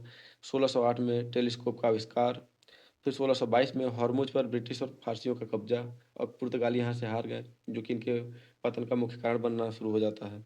1632 मुगल सम्राट शाहजहां ने हुगली से पुर्तगालियों को बाहर निकाला। 1759 बेदरा का युद्ध, डचों का पतन। और फिर 1760 वांडीवास का युद्ध, फ्रांसीसियों का पतन। फिर 1961 में गोवा की आज़ादी। कौन सा ऑपरेशन चलाया गया था? ऑपरेशन विजय। कौन सा ऑपरेशन दोस्तों? याद रखिएगा, ऑपरेशन विजय चलाया गया था, ठीक। तो इसी के साथ ही हमारा प्रश्न खत्म होता है। अगला प्रश्न हमारा है, पारसी समाज सुधारक बहराम जी मिरवान जी मालाबारी को निम्नलिखित में से किस सामाजिक कुरीति से संबंधित विधायी अधिनियम के लिए श्रेय दिया जाता है? ऐसा कौन सा विधायी अधिनियम था जिसको लाने में आपके बी एम मालाबारी का बहुत बड़ा योगदान है? तो ऑप्शन है बाल विवाह, अस्पृश्यता, बालिका शिशु हत्या और विधवा को जलाने या सती प्रथा। तो इसका राइट आंसर है दोस्तों बाल विवाह, ठीक है, चाइल्ड मैरिज।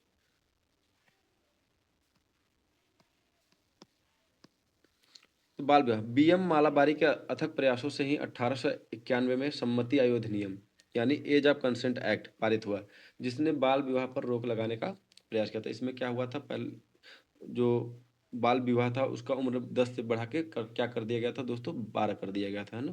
तो ये किस एक्ट के थ्रू हुआ था? सम्मति आयु अधिनियम, एज ऑफ कंसेंट एक्ट। ये कब आया था? 1891 में आया था। किसके प्रयासों पे? बीएम मालाबारी के।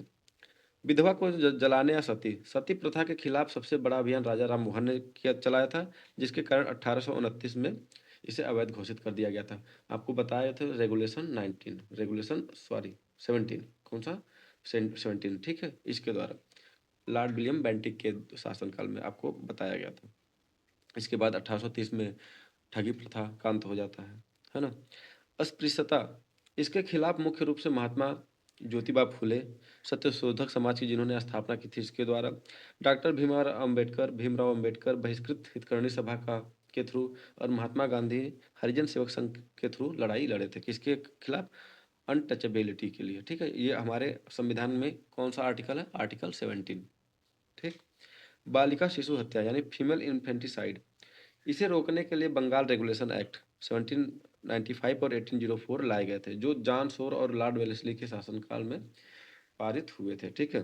तो फीमेल इन्फेंटिसाइड के लिए कौन सा रेगुलेशन आया था? बंगाल रेगुलेशन एक्ट आया था। कब आया था? 1795 में आया था, ठीक है। चलिए आगे बढ़ते हैं। तो अब बीएम मालाबारी के बारे में देख लेते हैं। इनका पूरा नाम था बहराम जी मिरवान जी मालाबारी, जिनका जन्म हुआ था 1853 में, बड़ौदा गुजरात में। पेशा, ये एक प्रसिद्ध पारसी कवि थे, पत्रकार थे और महान समाज सुधारक थे। पत्रकारिता, इन्होंने द इंडियन स्पेक्टेटर और वॉइस ऑफ इंडिया नामक अंग्रेजी अखबारों का संपादन किया था। तो इन्होंने 2 अखबारों का संपादन किया था, कौन कौन सा? द इंडियन स्पेक्टेटर और द वॉइस ऑफ इंडिया नामक अंग्रेजी अखबार का संपादन किनके द्वारा किया जाता है? बीएम मालाबारी के द्वारा, ठीक। आगे देखते हैं। ऐतिहासिक पर्चा, इन्होंने 1884 में notes on infant marriage and enforced widowhood, बाल विवाह और जबरन विधवापन पर नोट्स बनाया था। और ये ना बहुत ही, ये जब पर्चा प्रकाशित होता तो ये पूरे भारत और ब्रिटिश में तहलका मचा देता है। ये बहुत ही बुरी स्थिति को बताता है जो भारत में उस समय चल रहा होता है। क्या चल रहा था? बाल विवाह और जबरन विधवापन, है ना, जबरदस्ती का विधवा बना देना, ठीक, यानी उनका दोबारा शादी न करने देना। तो इन्होंने एक नोट्स लिखा था 1884 में, ठीक है। अच्छा, इंस्टीट्यूशन, 1908 में मालबारी ने अपने मित्र दयाराम गिदुमल के साथ मिलकर मुंबई में सेवा सदन की स्थापना की थी। तो मुंबई में सेवा सदन की स्थापना 1908 में की जाती है, किसके द्वारा? इनके मालबारी के द्वारा और इनके मित्र दयाराम गिदुमल के द्वारा, ठीक है। अच्छा, इसका उद्देश्य क्या था इस सदन का? इसका उद्देश्य था कि जो शोषित महिलाएं हैं और समाज द्वारा जो ठुकराई गई स्त्रियां हैं ना, जैसे जो भी महिलाएँ विधवा हो जाती थी ना, तो उनको समाज से बहिष्कृत कर दिया जाता था। उनको दोबारा शादी करने का अधिकार नहीं था, है ना? उनको सजने-संवरने का अधिकार नहीं था, सफ़ेद साड़ी। तो ये सब स जो कुरीतियाँ थी, जिसकी वजह से उन महिलाओं को समाज से बहिष्कृत कर दिया जाता था, तो उनके लिए ये सेवा सदन जो है बनाया गया था, स्थापना किया गया। किसके द्वारा? मालाबारी और उनके मित्र दयाराम गिदुमल। कब किया गया था? 1908 में। ठीक है?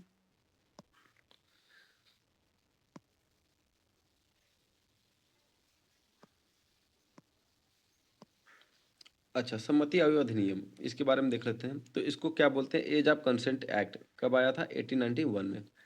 अच्छा, बैकग्राउंड क्या था इसका? 1889 में फूलोमणि दासी नामक की एक 11 वर्षीय बंगाली बच्ची की वैवाहिक बलात्कार यानी मैरिटल रेप के कारण मृत्यु हो जाती है, और इसी क्रूर घटना ने मालाबारी के आंदोलन को तेज कर दिया था। ठीक है? ये जो घटना घटी थी बंगाल में, इसकी वजह से ही ये आंदोलन बहुत तेज हुआ था। और क्या हुआ, तो मालाबारी ने सीधे ब्रिटेन जाकर अपील किया कि भैया अब जो है कि एक एक्ट लाइए जिसमें महिलाओं मतलब बाल विवाह को रोका जाए, यानी जो चाइल्ड मैरिज है उसको रोका जाए। इसके लिए उन्होंने ब्रिटेन में जाकर अपील किया था, और उसी के फलस्वरूप क्या हुआ, 19 मार्च 1891 को यह कानून पारित होता है। कौन सा कानून? सम्मति आयु अधिनियम। अच्छा, इसमें प्रावधान क्या किया गया? इस कानून के तहत लड़कियों के विवाह और सहमति की कानून उम्र को 10 वर्ष से बढ़ाकर 12 वर्ष यानी 2 साल और बढ़ा दिया जाता है। अच्छा, इसका विरोध, तो इस अधिनियम का विरोध एकमात्र जो हमारे सबसे महान स्वतंत्रता सेनानी थे बाल गंगाधर तिलक, उन्होंने इसका विरोध किया था। उनका मानना था कि जो बाहरी सरकार है ना, वो हिंदुओं के धार्मिक और सामाजिक मामलों में कोई हस्तक्षेप नहीं कर सकता। उनको कोई अधिकार नहीं है कि वो हिंदू जो है कि मान्यता है उस पे कोई अपना हस्तक्षेप करे, इसलिए उन्होंने इस कानून का कड़ा विरोध किया था। ठीक है दोस्तों, आगे देखते हैं। लॉर्ड लैंसडाउन। अच्छा, लॉर्ड लैंसडाउन के ही समय में सम्मति आयु अधिनियम 1891 में पारित हुआ था, इसलिए इनके बारे में हम 2-3 इंपॉर्टेंट फैक्ट देख लेते हैं। इनका कार्यकाल था 1888 से लेकर 1894 तक, और इन्हीं के समय में 1891 में दूसरा फैक्ट्री एक्ट लाया जाता है, और इसी फैक्ट्री एक्ट में बोला जाता है कि सप्ताह में 1 दिन छुट्टी रहेगी, किनके लिए? मज़दूरों के लिए, और इसी से संडे हॉलिडे का अधिकार मिला था, किनको? मज़दूरों को। तो याद रखिएगा, फैक्ट्री एक्ट 1891 के द्वारा ही जो है कि साप्ताहिक बंदी का अधिकार मिला मज़दूरों को। भारतीय परिषद अधिनियम, इंडियन काउंसिल एक्ट 1892, इसके कार्यकाल में यह एक्ट पास हुआ जिसने भारत में पहली बार अप्रत्यक्ष चुनाव प्रणाली की शुरुआत की थी। अच्छा, ये किनके द्वारा था भाई? ये नरमपंथियों यानी जो हमारा मॉडरेट फेज था ना, हमने जब पढ़ा था 1885 से लेकर 1905 तक वाला, ये उनकी जो है कि सफलता थी कि जिसकी वजह से इंडियन काउंसिल एक्ट 1892 में लाया जाता है, जिससे इनडायरेक्ट इलेक्शन का जो है नींव पड़ा था। ठीक है? डूरंड आयोग, अच्छा, 1893 में भारत और अफगानिस्तान के बीच सीमा रेखा तय करने के लिए सर मॉर्टिमर डूरंड की अध्यक्षता में यह आयोग बना, जिसने डूरंड रेखा खींची थी। जो डूरंड रेखा भारत और अफगानिस्तान के बीच में है, वो कब खींची गई थी? 1893 में खींची गई थी।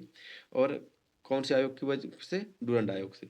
और इसका जो अध्यक्ष थे वो कौन थे? मॉर्टिमर डूरंड थे। तो उस समय क्या था, भारत और पाकिस्तान एक ही में था, तो भारत और अफगानिस्तान के बीच में यह रेखा माना जाता था। लेकिन जब 1947 में भारत और पाकिस्तान जब अलग अलग दो स्वतंत्र राष्ट्र बने, तो अब यह रेखा पाकिस्तान और वर्तमान के पाकिस्तान और अफगानिस्तान के बीच में यह रेखा है। ये कब खींची गई थी दोस्तों? याद रखिएगा, 1893 में खींची गई थी।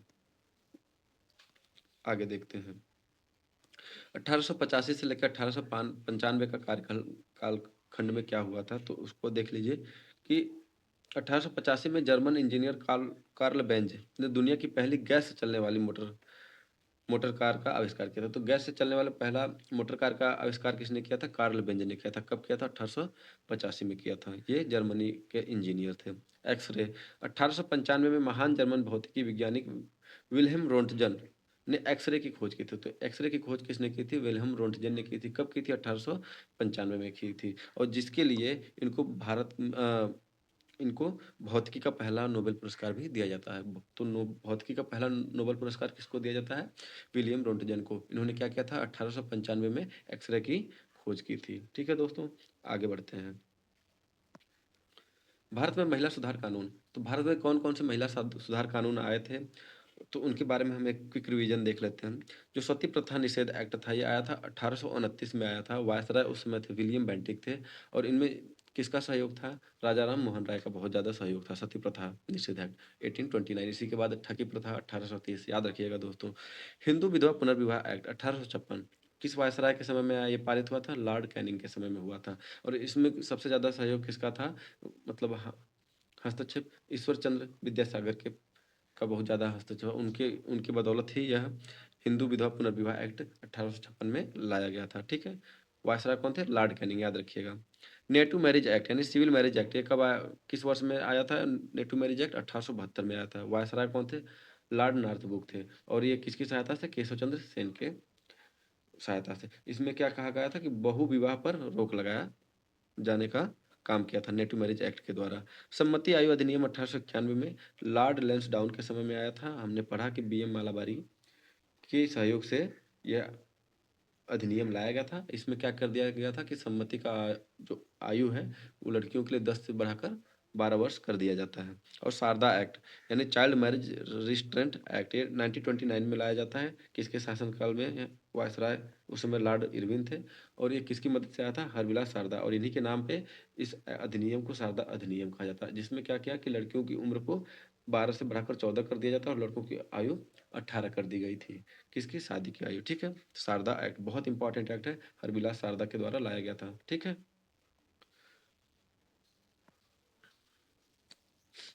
तो अब पार्टी लिंक देखते हैं। बाल विवाह जैसे शोषण को रोकने के लिए ही आज हमारे संविधान में अनुच्छेद 21 जिसको जीने का अधिकार और अनुच्छेद 23 यानी मानव तस्करी और बलात्कार का निषेध दिए गए हैं।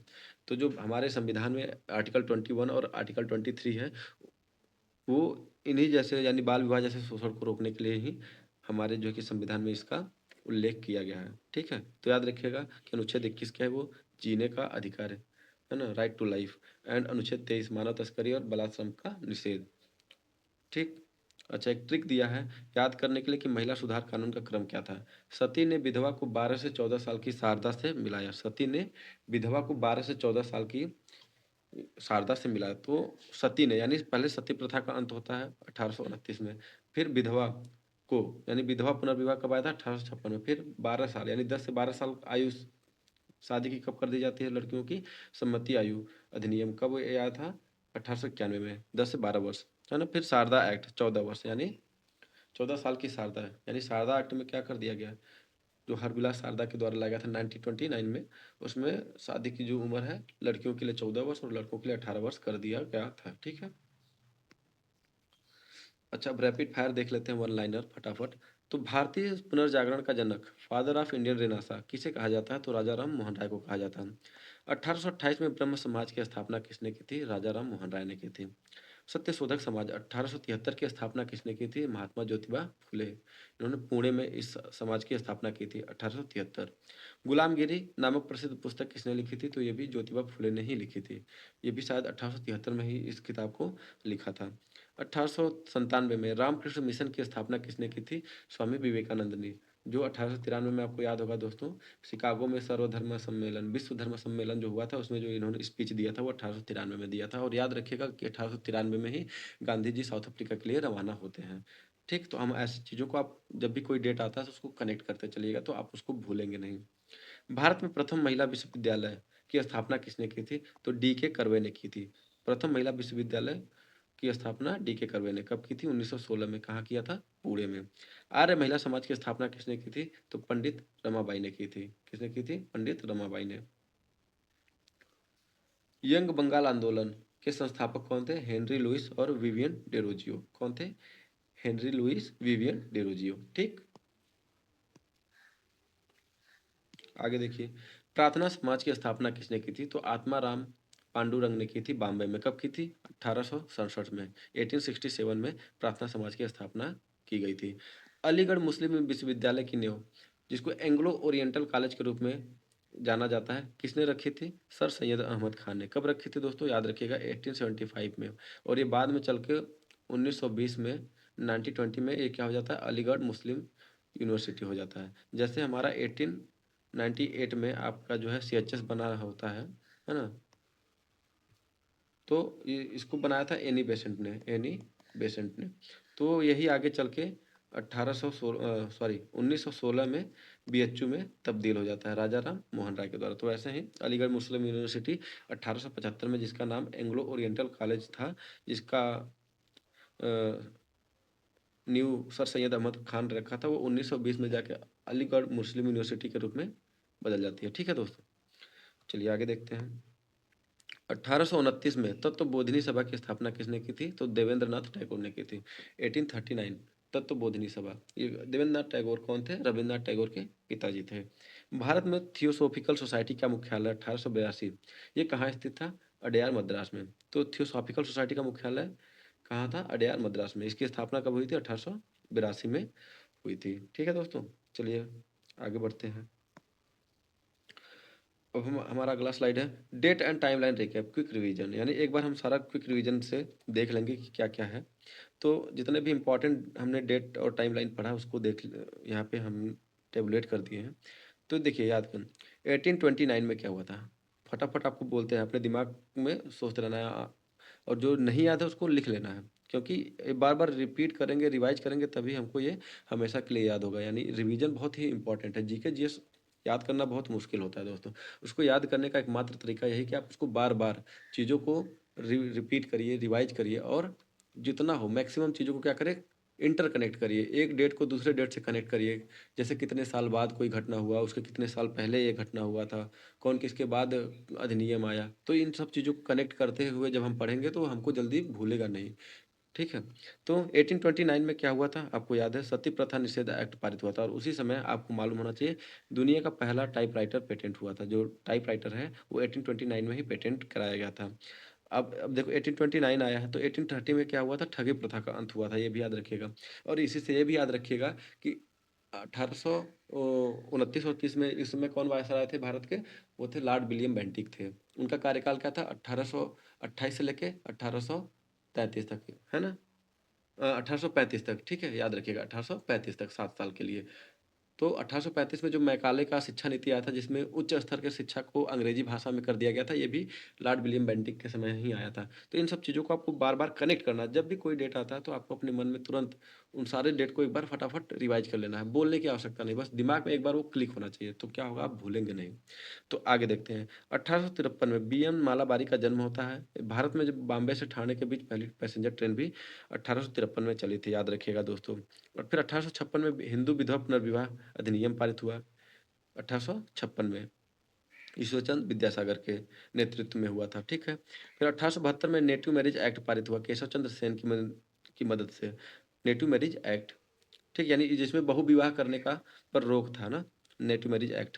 फिर 1884 में मालाबारी ने नोट्स ऑन इन्फेंट मैरिज प्रकाशित किया था। तो नोट्स ऑन इन्फेंट मैरिज किसने प्रकाशित किया था? मालाबारी ने किया था 1884 में।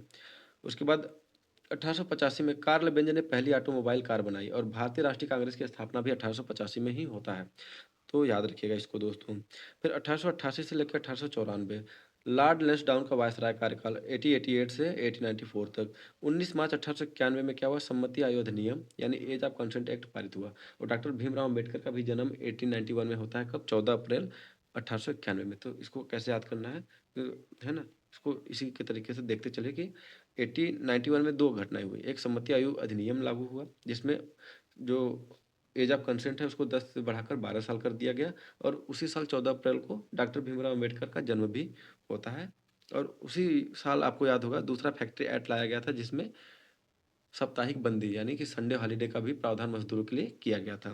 1893 में हमने आपको बताया था डूरंड आयोग की स्थापना हुई। और 1893 में हमने आपको बताया स्वामी विवेकानंद का ऐतिहासिक शिकागो भाषण भी हुआ था, और गांधी जी का दक्षिण अफ्रीका प्रस्थान में। तो आप ऐसे देखो, एक ही को कैसे कनेक्ट किया? डूरंड आयोग की स्थापना, फिर स्वामी विवेकानंद 1893 में शिकागो में जो उनका भाषण था वो देने चले गए थे धर्म पे। और फिर गांधी जी भी साउथ अफ्रीका निकल गए थे, कब? 1893 में। ठीक है। अच्छा, 1895 में क्या हुआ था? एक्सरे की खोज हुई थी। किसने किया था? रोनजन ने किया था, जिनको भौतिकी का पहला नोबेल पुरस्कार भी दिया जाता है। किसको? रोनजन को।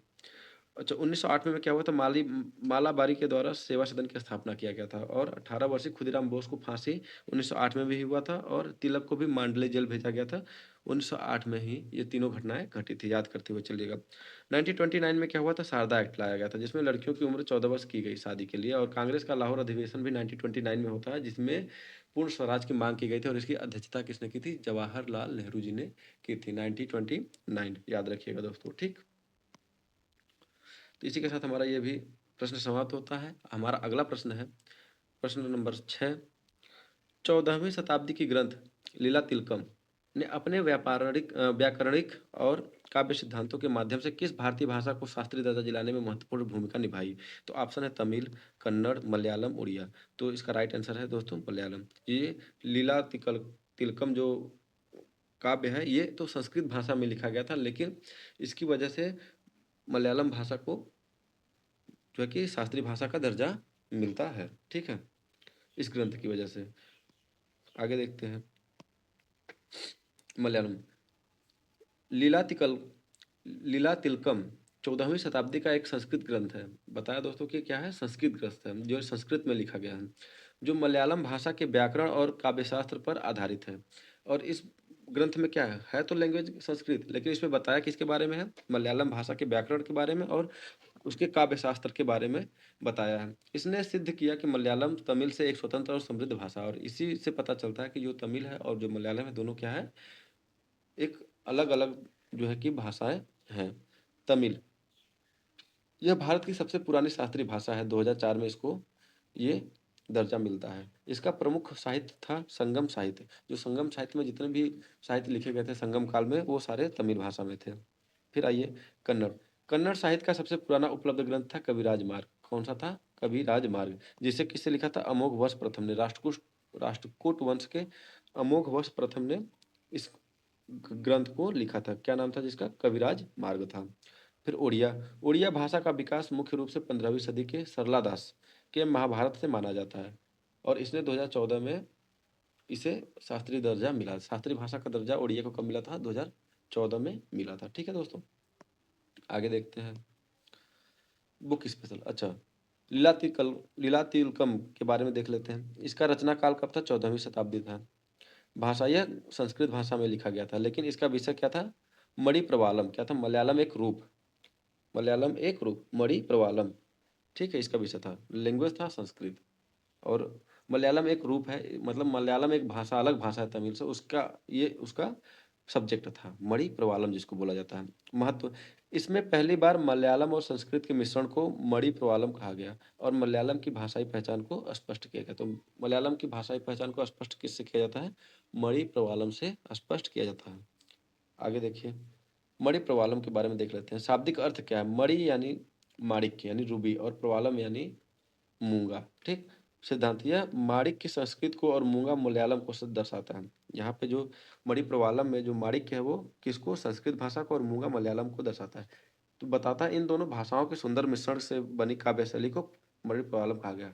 और इसमें क्या बोला गया कि ये जो दोनों भाषाएं हैं संस्कृत और मलयालम, इन दोनों को मिला के जो काव्य शैली बना उसको क्या बोला गया? मणि प्रवालम बोला गया था। तुलना।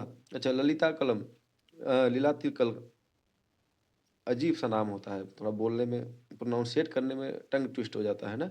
लीला तिकल लीला लीला तिलकम, ठीक है। लीला तिलकम के अनुसार जैसे हीरा और मूंगा एक साथ सुंदर लगते हैं, वैसे ही संस्कृत और मलयालम का संगम काव्य को ऊंचा उठाता है ना। इसमें क्या बोला गया है? जैसे हीरा और मूंगा एक साथ जब रहते हैं तब सुंदर लगते हैं, तो वैसे ही संस्कृत और जब मलयालम बनते हैं और जो काव्य की रचना होती है वो उसकी सुंदरता का उसके साथ क्या किया गया है? तुलना किया गया है, ठीक है दोस्तों। चलिए आगे देखते हैं। अच्छा, चूंकि मलयालम का विकास केरल क्षेत्र में हुआ था, तो वहाँ पे जो शासक थे उसके बारे में हम देखेंगे। तो पहला था चेर राजवंश। कौन था? चेर राजवंश। ये हमारा केरला है, ये क्षेत्र केरला वाला है ना। तो यहाँ पे चेरों का जो है कि शासन रहा है। तो प्रथम चेर वंश कौन था? संगम काल में उथियान चेरालथन और सेंगटुअन प्रसिद्ध राजा थे। प्रथम चेर वंश के जो प्रमुख राजा थे कौन कौन थे? उथियान चेरालथन और सेंगुट्टवन। थोड़ा अजीब सा नाम होता है। साउथ में जितने भी नाम है दोस्तों, एक बार प्रोनाउंस करने में हम नॉर्थ वालों के लिए क्या थोड़ा सा अजीब सा लगता है, लेकिन आप धीरे धीरे जब इन नामों से वाकिफ होने लगेंगे तो आपको आसान भी हो जाएगा, और आपको आसानी से पता चलेगा कि ये सारे जो राजवंश या शासक है किस तरफ के हैं, अपने भारत के दक्षिण की तरफ से हैं। अच्छा, कुलशेखर वंश। जो लेटर चेराज हैं उनको क्या बोला जाता था? कुलशेखर वंश बोला जाता था। 9वीं से 12वीं शताब्दी के बीच में। अच्छा, इन्होंने अपनी राजधानी महोदयपुरम बनाया था। जो कुलशेखर वंश थे उन्होंने अपनी राजधानी कहाँ बनाया था? महोदयपुरम में बनाया था। स्थापना, महोदयपुरम के चेर वंश की स्थापना कुलशेखर अलवार ने किया था। तो जो चेर राजवंश है महोदयपुरम वाला, उसकी स्थापना किसने किया था? कुलशेखर अलवार ने किया था। सांस्कृतिक विकास, इन्हीं के समय मलयालम एक स्वतंत्र बोली के रूप में उभरने लगी। मलयालम एक अलग, एक स्वतंत्र भाषा के रूप में कब आया था? चेर राजवंश में ही आया था। कुलशेखर, ये जो महोदयपुरम के चेर वंश थे ना, उनके समय में। अंतिम शासक थे राम वर्मा कुलशेखर। इस वंश के अंतिम प्रमुख राजा थे, जिसके बाद केरल कई छोटे रियासत जैसे वेनाड, कोच्चि और कालीकट में बट गया। तो जो राजवर्मा कुलशेखर थे, ये चेर राजवंश के अंतिम शासक माने जाते हैं। ठीक है।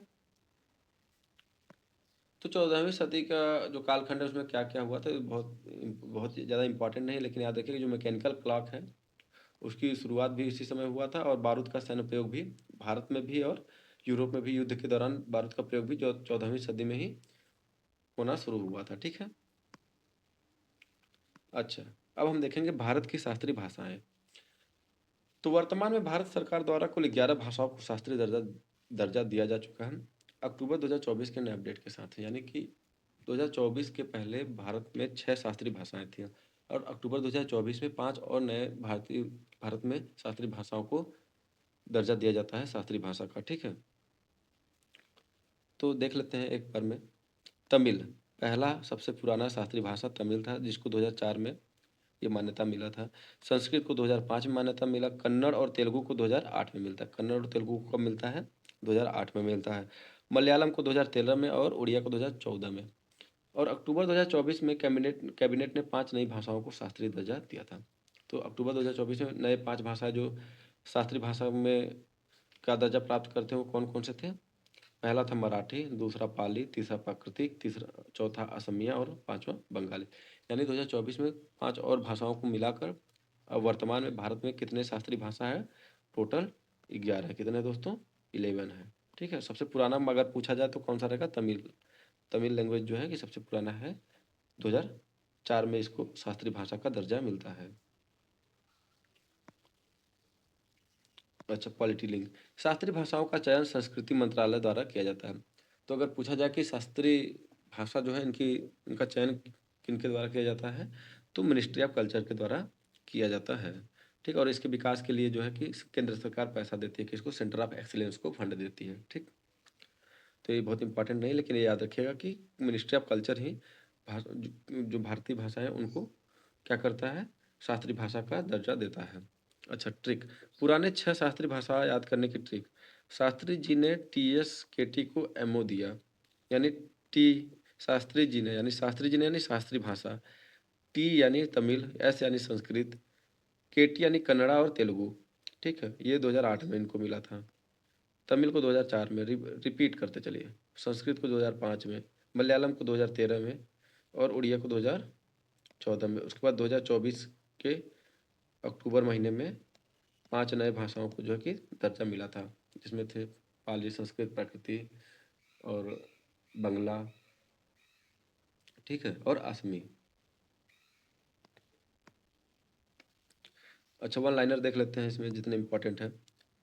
भारत की पहली शास्त्रीय भाषा कौन सी थी? तमिल। कब मिला था इसको ये दर्जा? 2004 में। मलयालम भाषा मुख्य रूप से किस राज्य में बोली जाती है? तो केरल और लक्षद्वीप में। तो लक्षद्वीप में भी मलयालम भाषा बोला जाता है, याद रखिएगा दोस्तों। अष्टदिग्गज किस भाषा के कवि का समूह था? तेलुगु भाषा का। जो अष्टदिग्गज थे वो किसके समय थे? कृष्णदेवराय के समय में थे, है ना। 8 कवियों का समूह था। वो किस भाषा के कवि थे? तेलुगु भाषा के थे। कवि राजमार्ग किस भाषा का सबसे पुराना ग्रंथ है? तो ये कन्नड़ भाषा का सबसे पुराना ग्रंथ है ना। राष्ट्रकूट वंश का शासक था ना, उन्होंने ये लिखा था। मणि प्रवालम शैली किन 2 भाषाओं का मिश्रण है? तो मणि प्रवालम शैली संस्कृत और मलयालम भाषा का शैली है। भारत की किस भाषा को इटालियन ऑफ द ईस्ट कहा जाता है? तो तेलुगु को क्या बोला जाता है? इटालियन ऑफ द ईस्ट कहा जाता है। दुनिया की सबसे पुरानी जीवित भाषाओं में से एक किसे माना जाता है? तो तमिल को माना जाता है। तमिल सबसे पुरानी भाषा मानी जाती है, जो अभी प्रयोग में चल रही है। ऐसी कौन सी कई भाषाएं होंगी जो आई होंगी फिर ख़त्म हो गई होंगी, लेकिन ऐसी सबसे पुरानी भाषा जो अभी वर्तमान में भी जिनका प्रयोग हो रहा है वो कौन सा है? तमिल है। संविधान की अनुच्छेद 8वीं अनुसूची में कुल कितने भाषाएं हैं? तो 22 भाषाएं हैं। 8वीं अनुसूची में कितनी भाषाएं हैं? 22 भाषाएं हैं। किस संविधान संशोधन द्वारा डोंगरी, मैथिली, संथाली और बोडो को 8वीं अनुसूची में जोड़ा गया था? तो 92वां संविधान संशोधन 2003 में 4 भाषाओं को जो है कि भारत के लैंग्वेज में जोड़ा गया था। जो 8वीं अनुसूची है जिसमें टोटल 22 भाषाएं हैं, उसमें 4 भाषाएं जोड़ी गई थी, बोडो, डोंगरी, संथाली और मैथिली। ठीक है, तो इसको याद रखिएगा दोस्तों। 92nd constitutional amendment 2003। अच्छा, डेट्स एंड टाइमलाइन देख लेते हैं एक बार।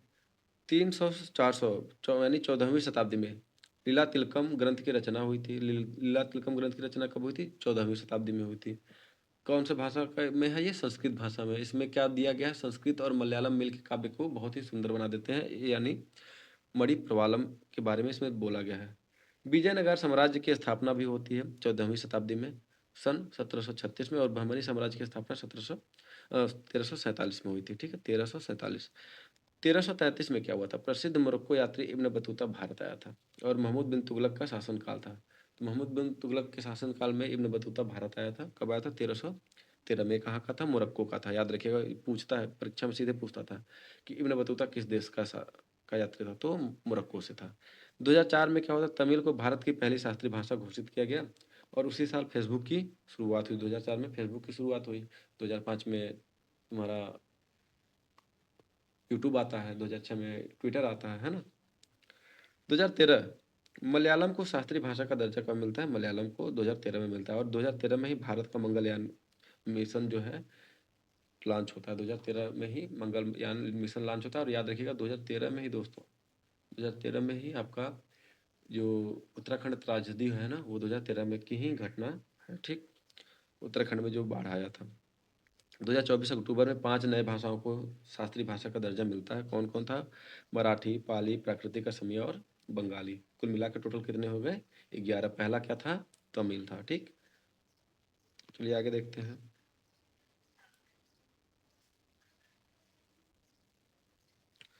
तो इसी के साथ हमारा ये क्वेश्चन खत्म है। ये हमारा आज का आखिरी प्रश्न है, देखते हैं। जलालुद्दीन खिलजी की नीतियों के संबंध में गलत कथन कौन सा है? तो यहाँ पे 4 कथन दिए गए हैं और उनकी नीति में से कौन सा कथन गलत है उसके बारे में हमको बताना कि कौन सा कथन गलत है। उन्होंने अपने खिलाफ विद्रोह करने वालों को भी कठोर दंड देने से स्वयं को वर्जित रखा था। ये बिल्कुल सही है, ये गलत नहीं है। वो क्या करते थे कि जो उनके खिलाफ रहते थे ना, विद्रोह करते थे, उनको भी ये बहुत कठोर दंड नहीं देते थे। अच्छा, उन्होंने यह विचार सामने रखा कि राज्य को कभी भी शासितों से के स्वैच्छिक समर्थन पर आधारित नहीं होना चाहिए। यही गलत है दोस्तों। वो मानते थे कि जो प्रजा है उनके समर्थन के आधार पर ही राज्य को शासित करना चाहिए, है ना। उन्होंने न केवल अपने खिलाफ विद्रोह करने वालों को माफ कर दिया, बल्कि कभी कभी उनका सपोर्ट प्राप्त करने के लिए उन्हें पुरस्कृत भी किया। ये बिल्कुल सही है। उन्होंने सहिष्णुता की नीति के द्वारा कुलीन वर्ग की सद्भावना जीतने की कोशिश की थी। तो ये भी सही है। तो इसमें से जो चारों में से गलत कथन कौन सा है? तो उन्होंने यह विचार सामने रखा कि राज्य को कभी भी शासितों के स्वैच्छिक समर्थन और आधारित स्वैच्छिक समर्थन पर आधारित नहीं होना चाहिए। ये जो है कि कथन जलालुद्दीन खिलजी के बारे में गलत बोला गया है। ठीक है, आगे देखते हैं।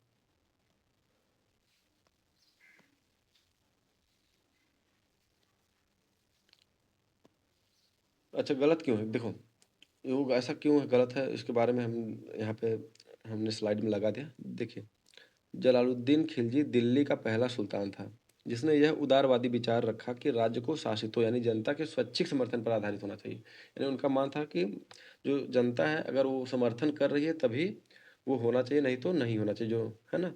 वह राज्य को केवल भय या शक्ति के बल पर चलाने के विरुद्ध थे, है ना। उनका मानना था कि हम केवल भय और शक्ति के द्वारा ही राज्य को नहीं चला सकते, हमें राज्य को चलाने के लिए वहाँ की जनता का भी समर्थन होना चाहिए। अच्छा, ए, सी और डी सत्य क्यों है उसके बारे में भी देख लीजिए। जलालुद्दीन अपनी उदारता के लिए प्रसिद्ध था। उदारता को अंग्रेजी में क्लेमेंसी भी बोलते हैं, याद रखिएगा दोस्तों। जब काड़ा के सूबेदार मलिक छज्जू ने विद्रोह किया था, ये 1290 में ये विद्रोह हुआ था, तो उसे सज़ा देने के बजाय सुल्तान ने उसे माफ़ कर दिया और मुल्तान भेज दिया। उसने कहा, क्या बोला था जलालुद्दीन खिलजी ने? मैं एक वृद्ध मुसलमान हूँ और मुसलमानों का रक्त बहाना मेरी आदत नहीं है। ठीक है? ऐसा बोल के उन्होंने मलिक छज्जू को जो है मुल्तान भेज देते हैं। उसने सहिष्णुता और उदारता की नीतियाँ अपनाई ताकि पुराने तुर्क कुलीन वर्ग का विश्वास और सद्भावना जीती जा सके। वह बलबन की रक्त और लौह की नीति के ठीक विपरीत था। तो रक्त और लौह नीति जो है वो किसके द्वारा लाई गई थी? बलबन के द्वारा लाई गई थी, याद रखिएगा दोस्तों। आगे देखते हैं, खिलजी वंश के बारे में देख लेते हैं, कौन कौन से शासक थे, उनका कार्यकाल कब से कब तक था। तो वंश का क्रम, दिल्ली सल्तनत का यह दूसरा राजवंश था। जो खिलजी राजवंश था ये दिल्ली सल्तनत का दूसरा था। पहला था गुलाम वंश। अच्छा, जलालुद्दीन फिरोज खिलजी यही संस्थापक थे। 1290 से लेकर 1296 तक इनका शासनकाल रहा है। उसके बाद बने अलाउद्दीन खिलजी। खिलजी वंश के सबसे शक्तिशाली और प्रसिद्ध शासक कौन थे? अलाउद्दीन खिलजी ही है। शहाबुद्दीन उमर ये 1316 में शासक बनते हैं, लेकिन बहुत ही कम समय के लिए बनते हैं। फिर कुतुबुद्दीन मुबारक शाह खिलजी, ये 1316 से लेकर 1320 तक ये शासन करते हैं। इसने खुद को खलीफा घोषित किया था। खुद को खलीफा घोषित करने वाले कौन थे? कुतुबुद्दीन मुबारक शाह खिलजी थे। नसीरुद्दीन खुसरो शाह ये अंतिम शासक थे, है ना। इसके बाद क्या होता है कि खिलजी वंश समाप्त हो जाता है 1320 में, यानी 1290 से लेकर 1320 तक 30 वर्ष का शासनकाल रहता है खिलजी राजवंश का। ठीक है, आगे देखते हैं। जलालुद्दीन फिरोज खिलजी, अच्छा, राज्यारोहण। 1290 ईस्वी में 70 वर्ष की आयु में सुल्तान बने और उन्होंने अपना राज्याभिषेक किलोखरी के महल में करवाया था। तो ये बहुत इंपॉर्टेंट फैक्ट है दोस्तों, याद रखिएगा कि जलालुद्दीन फिरोज खिलजी ये तो अपना जो है कि राज्यारोहण कब कहाँ करवाए थे? ये राज्याभिषेक किलोखरी के किले में करवाए थे। उनका उस समय 70 साल का उम्र था। ठीक है। उदार सुल्तान, इन्हें दयालु जलालुद्दीन कहा जाता है। इन्होंने हिंदुओं के प्रति भी उदार नीति अपनाई और कहा कि भारत वास्तव में एक इस्लामी राज्य नहीं हो सकता, क्योंकि यहाँ की जो मेजॉरिटी यानी बहुसंख्यक जनता कौन से समुदाय के धर्म के हैं? हिंदू धर्म के हैं। अच्छा, इनके द्वारा के शासनकाल में जो प्रमुख घटनाएं थी, मलिक छज्जू का विद्रोह 1290 में हुआ था और जलालुद्दीन ने क्या किया? इनको माफ़ कर दिया। यानी जो मलिक छज्जू था ये जलालुद्दीन खिलजी के ही विरोध में जो है कि विद्रोह करता है, फिर भी वो इसको माफ़ कर देते हैं और इसको मुल्तान भेज देते हैं। सिद्दी मौला की हत्या, ये सबसे कठोर घटना, एकमात्र ऐसी घटना जो सिद्दी मौला की हत्या है, यही उनके शासनकाल का सबसे कठोर घटना माना जाता है। ठीक है, एकमात्र ये घटना है। मंगोल आक्रमण, इसके समय अब्दुल्ला के नेतृत्व में मंगोलों ने हमला किया था। अब्दुल्ला के नेतृत्व में मंगोलों ने हमला किया था जलालुद्दीन फिरोज खिलजी के समय शासनकाल में, जिन्हें हराकर इसने दिल्ली के पास मुगलपुर में बसा दिया था। और मंगोलों को पराजित करके जलालुद्दीन फिरोज खिलजी ने क्या किया था? दिल्ली के पास में ही मुगलपुर में उनको बसा दिया और इन्हीं को क्या बोला जाता है? नवीन मुसलमान बोला जाता है। जो मंगोल थे उन्हीं को क्या बोला जाता है? नवीन मुसलमान बोला जाता है। ठीक, आगे है खिलजी क्रांति। तो खिलजी वंश की स्थापना को ही इतिहास में खिलजी क्रांति कहा जाता है। तो अगर पूछा जाए खिलजी क्रांति क्या है, तो दोस्तों खिलजी वंश की स्थापना ही खिलजी क्रांति है। महत्व, अच्छा, इसने तुर्की कुलीन तंत्र के एकाधिकार को समाप्त कर दिया। अब प्रशासन में केवल उच्च तुर्क होना जरूरी नहीं था। खिलजियों ने भारतीय मुसलमानों को भी, अन्य वर्गों को भी, मतलब मुसलमान और अन्य वर्गों को भी ऊंचे पद दिए।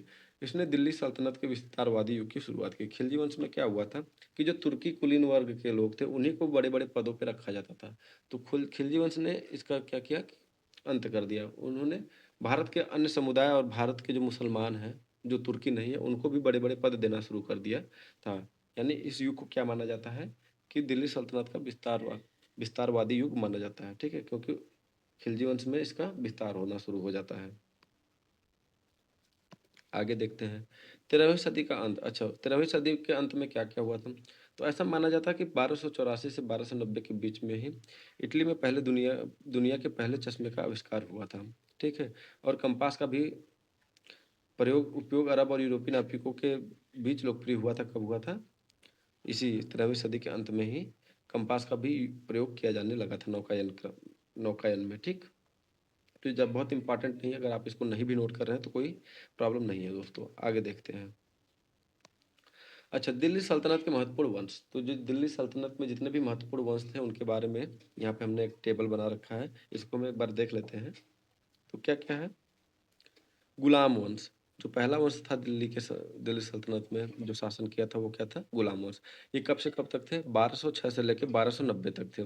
टोटल इन्होंने 84 वर्ष तक शासनकाल किया था। इसके संस्थापक थे कुतुबुद्दीन ऐबक। गुलाम वंश के संस्थापक कुतुबुद्दीन ऐबक। अंतिम शासक शमसुद्दीन क्यूमर्स। तो जो अंतिम शासक था गुलाम उसका उसका नाम क्या था? शमसुद्दीन क्यूमर्स था।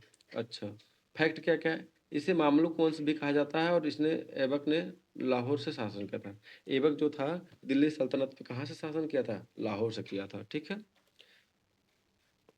स्लेव डायनेस्टी या मामलुक डायनेस्टी अगर पूछा जाए तो वो भी गुलाम वंश को ही कहा जाता है। ये बहुत इंपॉर्टेंट है, इसको याद रखिएगा दोस्तों। ठीक। दूसरा शासक दूसरा वंश था खिलजी वंश। 1290 से लेकर 1320 तक। कब से कब तक? 1290 से 1320 तक, टोटल 30 वर्ष। संस्थापक थे जलालुद्दीन फिरोज खिलजी और आखिरी शासक था खुसरो खान। सबसे कम समय तक शासन किया दिल्ली सल्तनत पे। सबसे कम समय तक कौन सा वंश शासन किया था? तो खिलजी वंश, मात्र 30 वर्ष। संस्थापक जलालुद्दीन फिरोज खिलजी और अंतिम शासक खुसरो खान। तीसरा वंश था तुगलक वंश। 1320 से लेकर 1414 तक, टोटल 94 वर्ष। इसके संस्थापक थे गयासुद्दीन तुगलक और अंतिम शासक थे नसरुद्दीन महमूद तुगलक। तो गयासुद्दीन तुगलक ने तुगलक वंश की स्थापना किया था 1320 में। किसको हरा कर? खुसरो खान को। ठीक है। तो ये सबसे लंबे समय तक शासन करने वाला दिल्ली सल्तनत पर अगर पूछे कि सबसे लंबा समय तक कौन सा वंश शासन किया था, तो याद रखिएगा तुगलक वंश ने। पूरे कितने वर्ष? 94 वर्ष तक। संस्थापक थे गियासुद्दीन तुगलक और अंतिम शासक था नसरुद्दीन महमूद शाह। चलो आगे देखते हैं।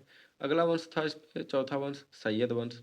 1414 से लेकर 1451 तक पूरा 37 वर्ष तक शासन किया था सैयद वंश ने। इसके संस्थापक थे खिजर खान और अंतिम शासक थे अलाउद्दीन आलम शाह। कौन थे? अलाउद्दीन आलम शाह। यह सल्तनत का एकमात्र शिया राजवंश था। ठीक है। तो एकमात्र शिया राजवंश कौन सा था? सैयद वंश था। फिर आखिरी और पांचवा वंश था लोधी वंश, जो 1451 से लेकर 1526 तक, यानी टोटल 75 ईयर दिल्ली सल्तनत पर शासन करता है। इसके संस्थापक थे बहलोल लोदी और आखिरी शासक था इब्राहिम लोदी।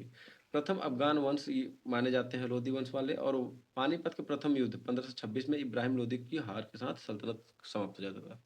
तो जो दिल्ली सल्तनत था वो 1526 में समाप्त हो जाता है। इब्राहिम लोदी के द्वारा के समय में ही पानीपत का प्रथम युद्ध हुआ था 1526 में, जिसमें बाबर जो है सैयद लोदी वंश के इब्राहिम लोदी को हरा के दिल्ली सल्तनत की जगह पे वहाँ पे मुगलों का शासन शुरू हो जाता है। 1526 से मुगलों का शासन भारत में शुरू हो जाता है। ठीक है।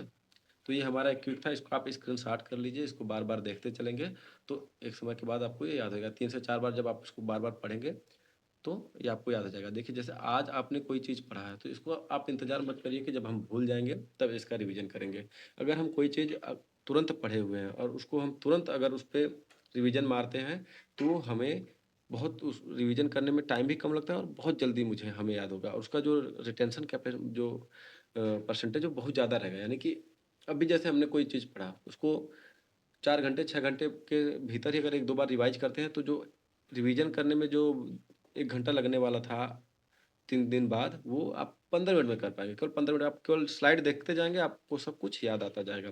तो इसलिए रिवीजन कम कम समय अंतराल पे और कई बार करना चाहिए, जिससे आप उस फैक्ट को भूले ना। ठीक है।